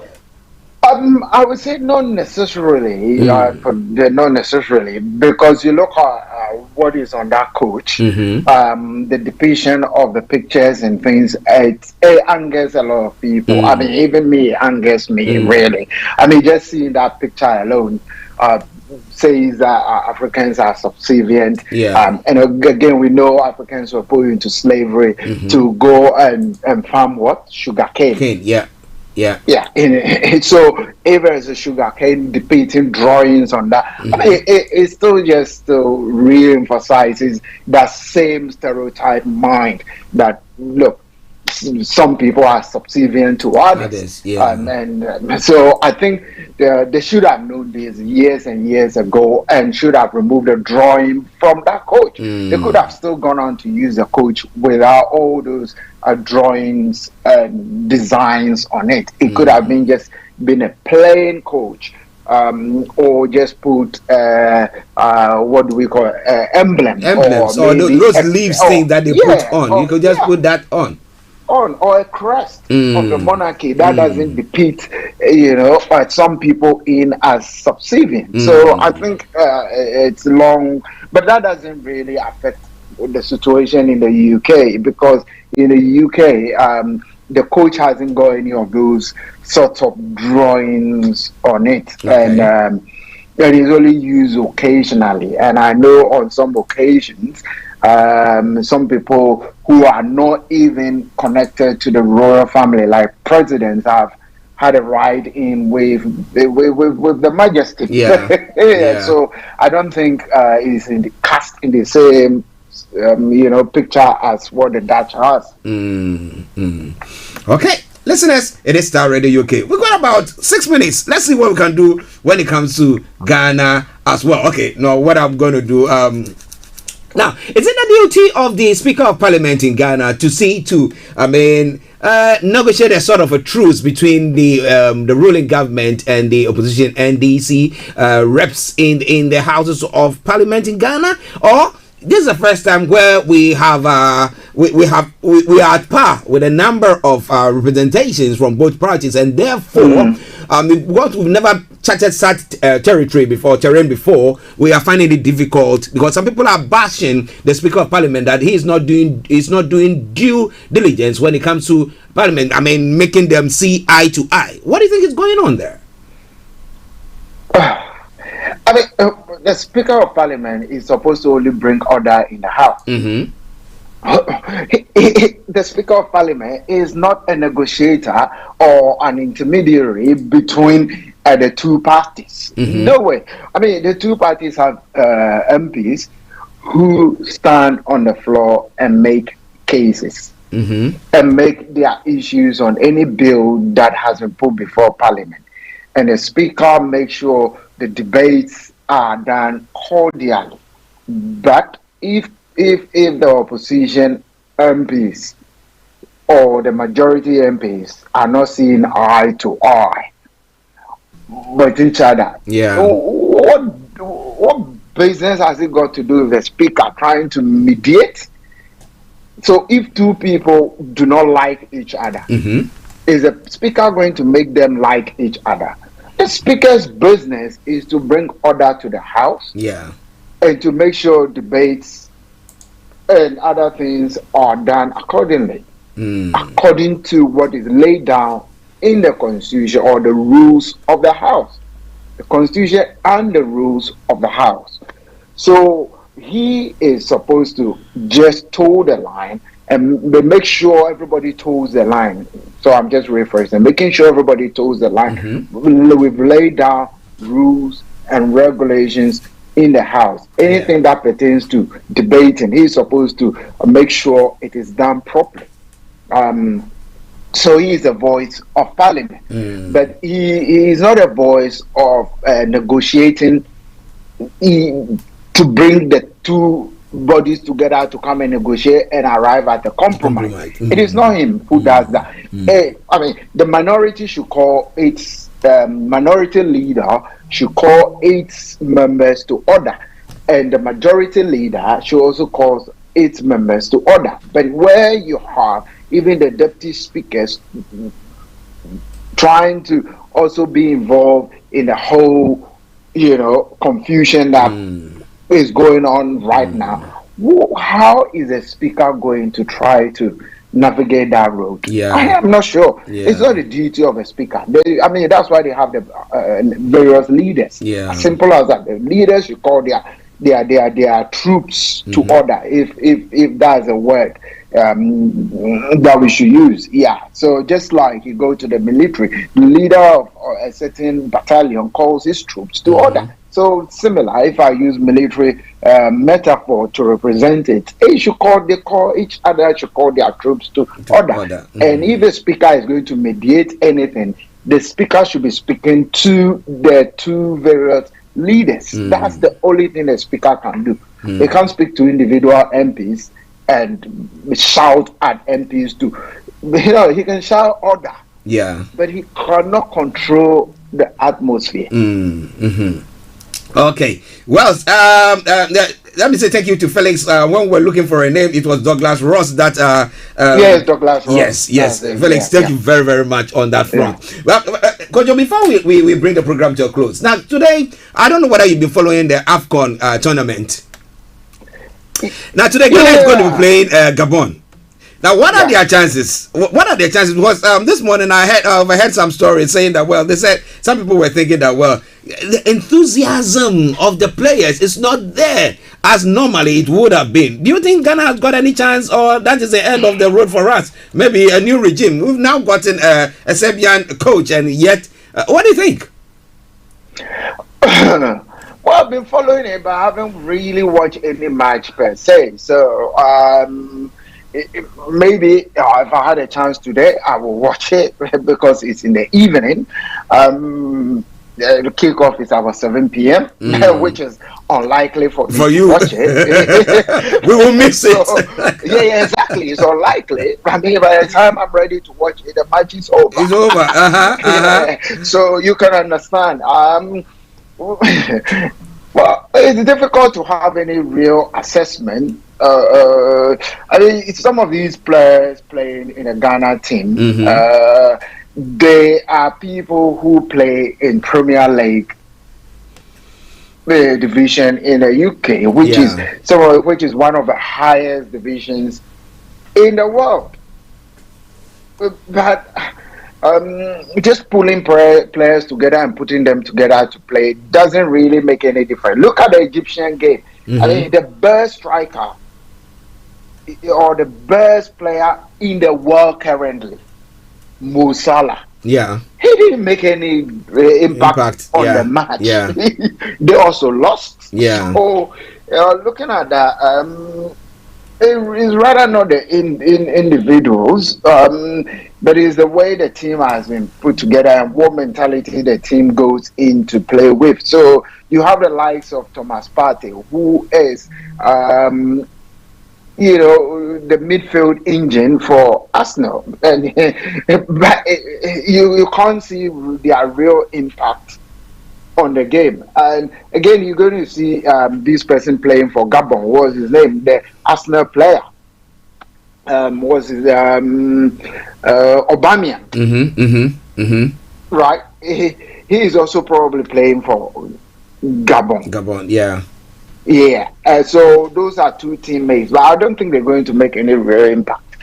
So I'll leave it there. I'm not sure with their chances because they haven't done so far. They haven't done very well, but they might be able to pull a miracle. They've managed to get a red card. Yeah. So hopefully they can pull a miracle. Okay. Yeah. Let's see if they can pull a miracle. Yeah. Let's see whether they can pull a miracle. Well, the kickoff is at 19 hours GMT. So we hope to see if you want to watch it. If you are free to watch it and come and analyze it and tell us about it. We will try to see whether we can record it and watch it as well. Listen at Starr Radio UK. Now I'm going to run up the first part of the program. But Kojo, what has been your take for the day, sir? Oh, really? Well, I will pick something from let me say the UK. Really, I'll pick to pick on him, but I wanted to pick Prince Andrew. Oh yeah! I don't have any. I don't really have anything really against him, but I think.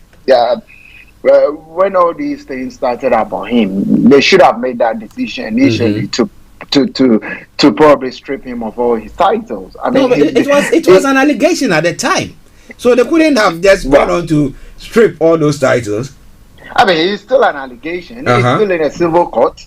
I mean, the case was in a civil court, and his lawyers were doing their best trying to prevent the hearing to take place.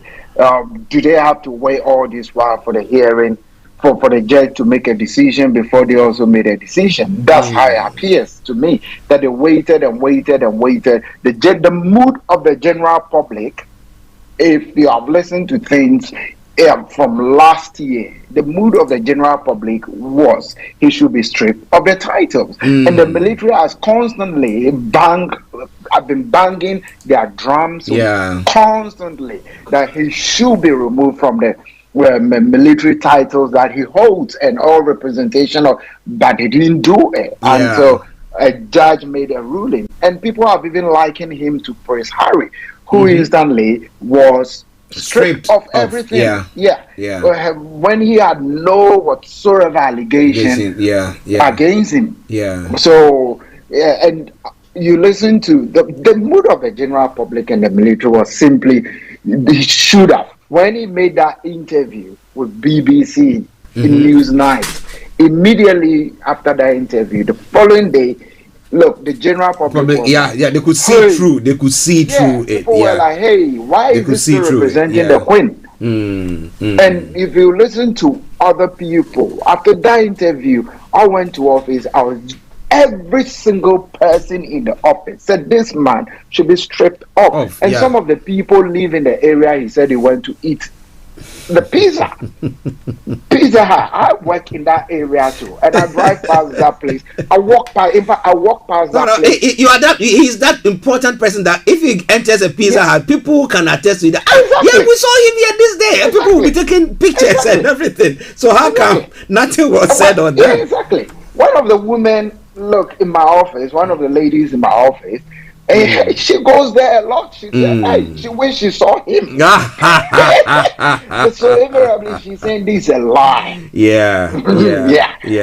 I mean, so from them, people have already said he should be stripped. So I'm sure he is not a private citizen like any of us. The only thing that cannot be removed from him is Prince. Yeah. Because he was born a prince. Yeah.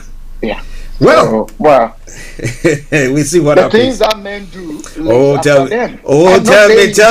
Tell me.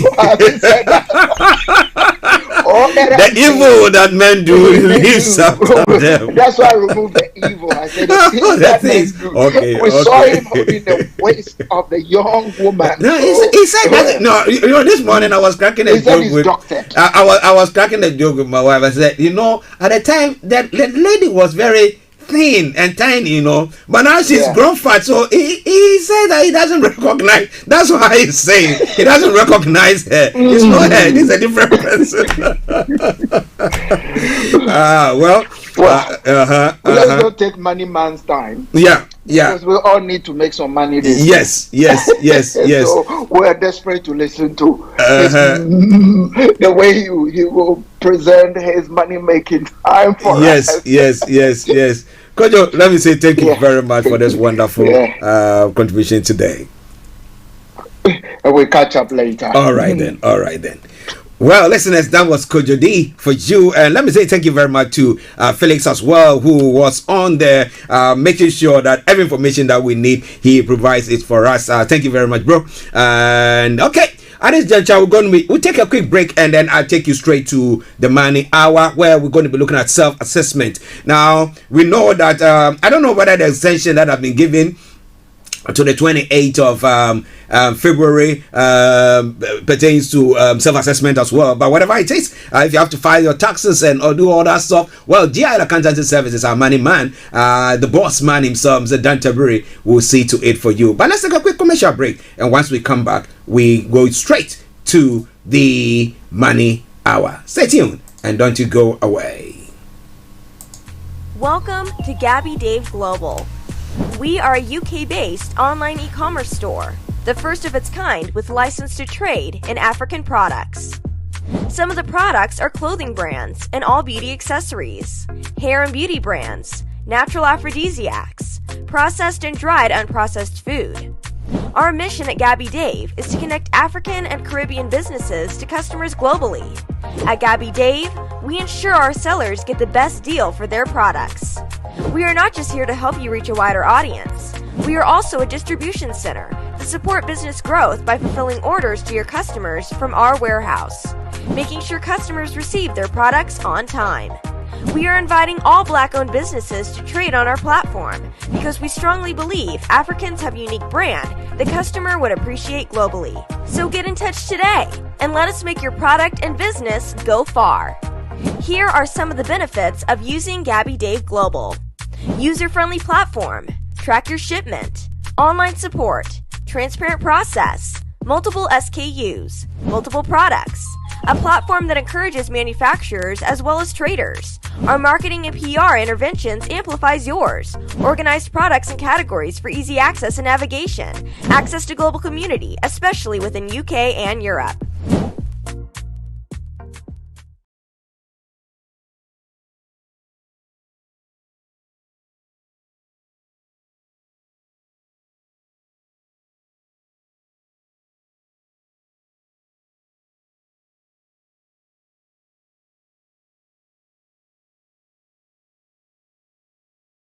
Oh, sorry, my apologies. Afternoon. And that pertains to self-assessment returns. Correct, now, yes. First of all, for the sake of those who is the first time of day listening to us, Mr. Tabiri is the CEO of JRL Accountancy Services. They provide accountancy services. So if you have any accounting issues, make sure that you get in touch with him. At the end of the program, he's going to put the details across, and then if you want any issue, you want advice or whatever, you get in touch with him and he will see to do that. He comes on to the program every Friday at 12:30. Today he's been held a bit, that's why he's a bit late, but hey, he will make sure that he delivers on that. Self-assessment, first of all, what is it, sir? Yeah, so I'll try to run through what we've got within the time that we have. Self-assessment is a tax assessment scheme based around people who do not have taxes deducted at source. Sometimes, even if you've got income that is deducted at source, in certain circumstances, HMRC may require you to do a self-assessment. And as the name itself depicts, it's you basically telling the taxman what your income and taxes are for the year. So declaring your income basically to the tax authorities. That is what the self-assessment regime is all about. Okay. Now, interestingly, you did say something that I just cut my mind. Let me just quickly ask you on that before we go further. You said the HMRC can tell you, though you might have your tax being deducted at source, still tell you to present a self-assessment. Yes. How and why? Okay, so there are various scenarios that could happen. For example, you could possibly have, if you have two jobs, for example, where tax is being deducted at source. For those two jobs, if your tax coding is not right, the tax deducted is likely not to be correct. Okay. In certain circumstances, HMRC can just ask you to do a tax return so that declare both incomes and then they can correct it. Oh, okay. In most situations like that, people would have, it could be possible that they have been over-deducted tax, and that would be an opportunity to determine how much tax that they have been over-deducted and possibly have a refund. Oh, okay. So far as they are getting more money, that is good. HMRC may also, for whatever reason, think that you may have some other income which is not in their purview, and therefore they can send you a tax return for you to be able to bring all the records up to date. Wow. How would they know that I'm getting some other income? Well, it could be information from a third party. There's various sources. Okay. For example, you could have income from dividend income or interest from some savings somewhere, but it's possible you would have forgotten that you've got that income coming in. Okay. And if they have a third party information coming to them that indicates that you have this income, they could speculatively send you a tax return to complete. Okay. All right, sir. Now let me leave it in your court, and then please go on, sir. Yeah. So the self-assessment system, is based around the UK fiscal year. The tax year runs from the 6th of April to the 5th of April the following year.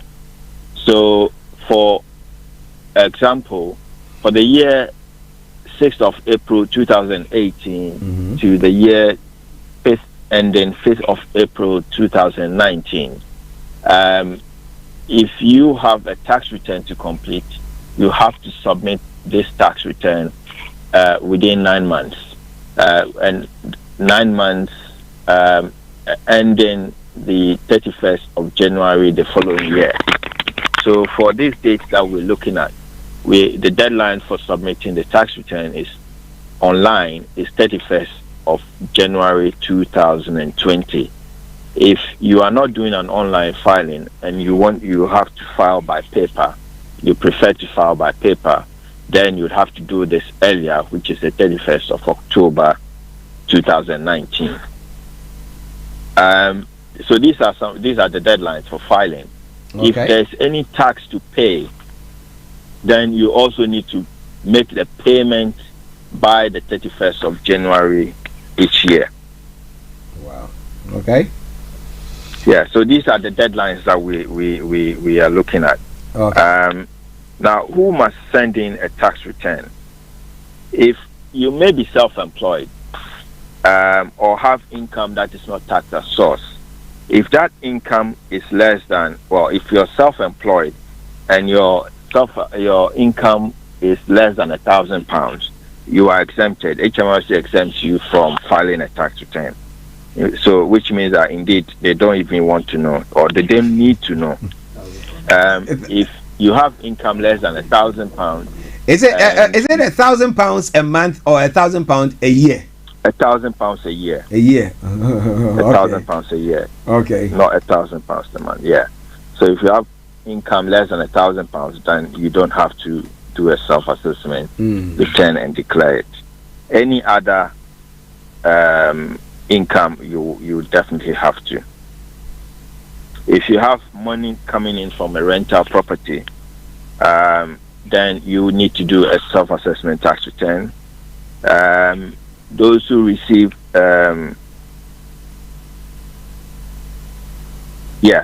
those who receive income from savings and investment, you definitely need to send in a tax return. If you receive any tips and commissions which have not been taxed, you need to file a tax return. If you have any income from abroad, so foreign income, if you have investments outside that, you earn income from them, you will need to complete a tax return and send it to HMRC. Okay. Listen to Starr Radio UK, our money man, Mr. Dan Tabiri, giving us some tips on self-assessment returns. He said the digital one is supposed to end on the 31st of January. So if you've not filed it, I think you are in trouble. You have to make sure you contact him ASAP. He will give you a rebate though, don't you worry at all. Now, Mr. Tabiri, you did mention, you said if someone has got a savings or an investment, he gets an income from there, they also have to file their tax returns. But my question here is that, now when it comes to the, and you said if somebody doesn't make more than £1,000 a year, the HMRC wouldn't want to know. So, assuming my investment or savings just give me call it 1,000, do I still have to file? Now the £1,000 limit only applies to sole traders or self-employed. Yeah. Okay. So let's say you are a carpenter, or you are a mason, or you are a self-employed plumber or anything like that, then that £1,000 applies. But if you're talking about investments, dividends, interest, the £1,000 does not apply. Okay. So we are talking about a trade. All right, sir. Please go on, sir. Yeah. So there's certain rules regarding also who should file a tax return. Once you come into the self-assessment tax regime, or you have income that should be reported in a tax return, you have to make sure you register with HMRC by the 5th of October, the following the tax year. Sorry, by the 5th of October, following the tax year in which you earned the untaxed income. So, for example, if you had the first time you had your income was within 2018-2019, then you would have to make sure you report to HMRC by the 5th of October 2019. Okay. Yes. If you don't and they find out, usually if you get to them, even if you're late, they will not penalize you. But if HMRC finds out, they might. Yes. If they find out and come to you first, they have the right to be able to levy a penalty against you because you haven't reported within the time limit that is required. Interesting. Yeah, go on, sir. Yeah. There are other instances as well where people are not aware but you may have to do a tax return.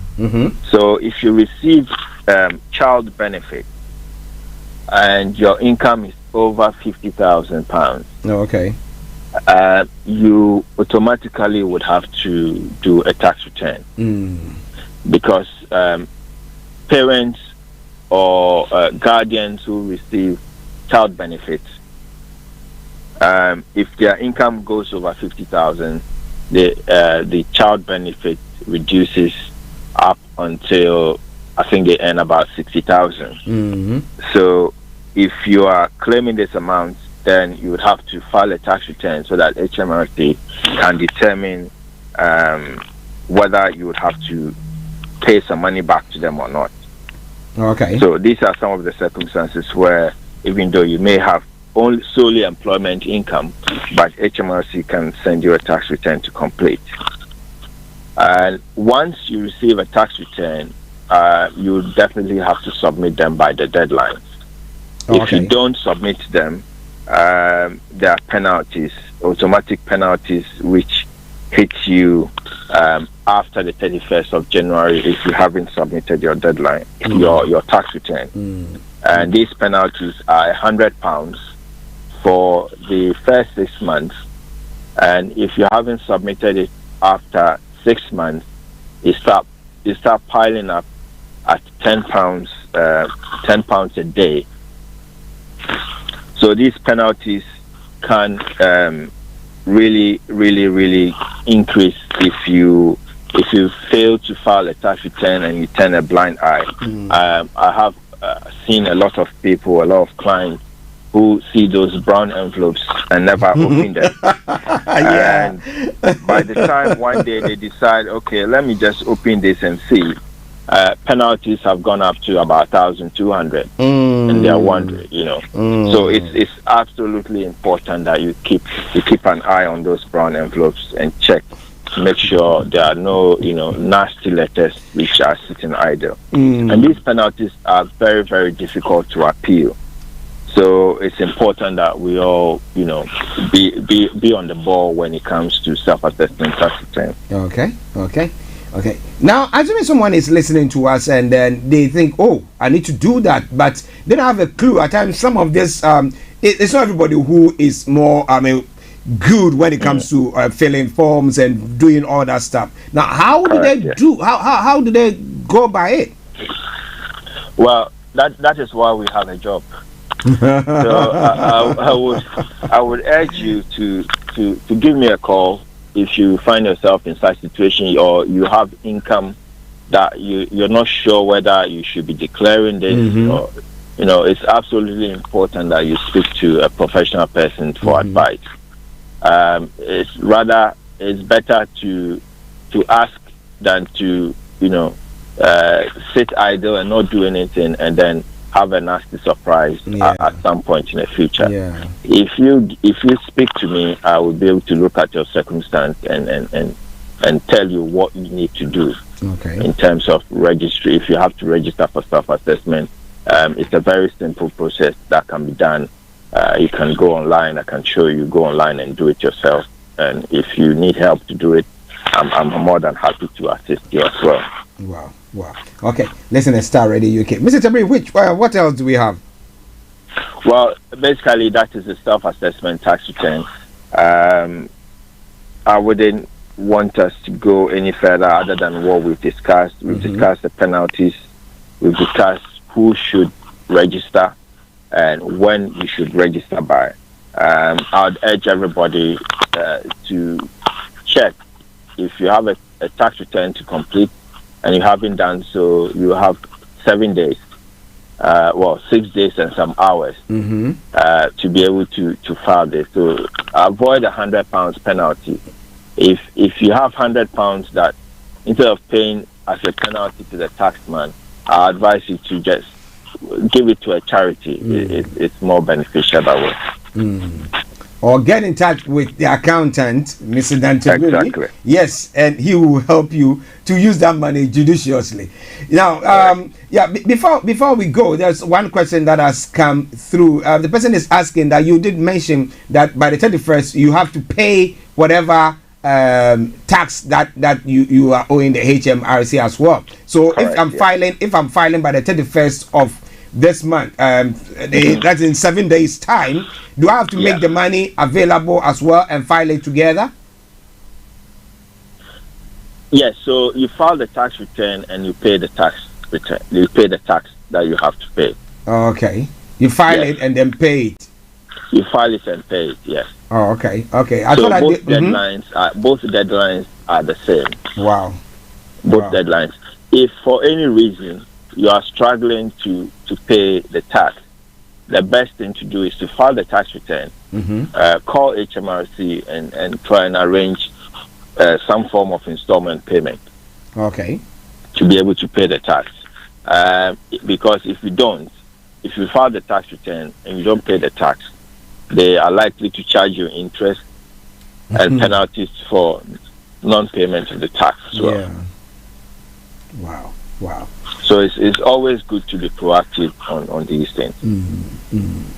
Listeners, it is Starr Radio UK, your favorite African and Caribbean radio station in London. We're going to be running up the program, but before we do so, let's go back to Mr. Tabiri so I can put his details across. And if you're having any problems with your self-assessment tax returns, get in touch with him ASAP. You have 7 days to submit your tax and then pay as well if you have to pay anything there. Okay, so let's go to Mr. Tabiri. Mr. Tabiri. Yes, so if anybody needs help, my contact details, telephone number is 079 6124 8834. 079 6124 8834. If you want to contact me by email, I'm available on dan@glaccountants.com.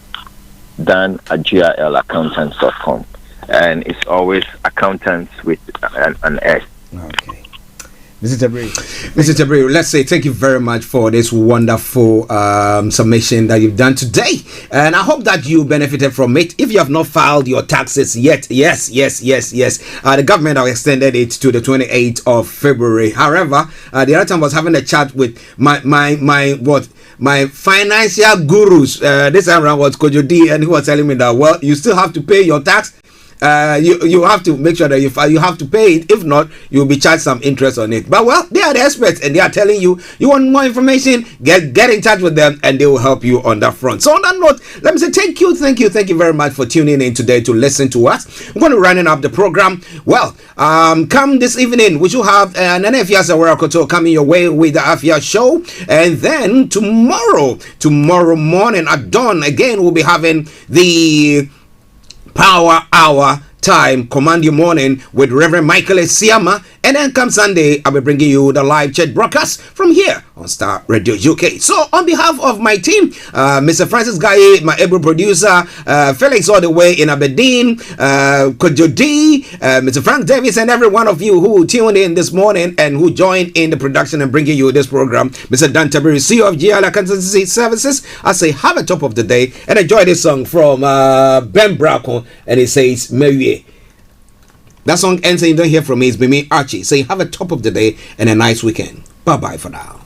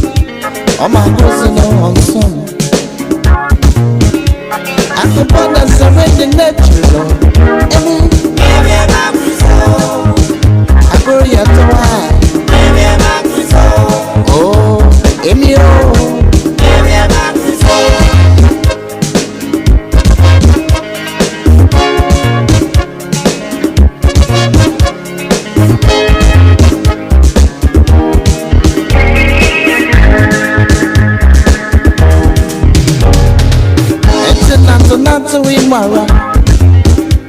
Mukeshia, Amasewa, Opa Fefe. Adam, Mama Samadonna, Oto Yewe. Yeah, Opa Fefe. Oh, Emiara. It's about Kasrama Sawa, Manikatrayo, Indije, Nebusi, and Ham, Nayaku. Nasama, and I remember, Missy, Emi.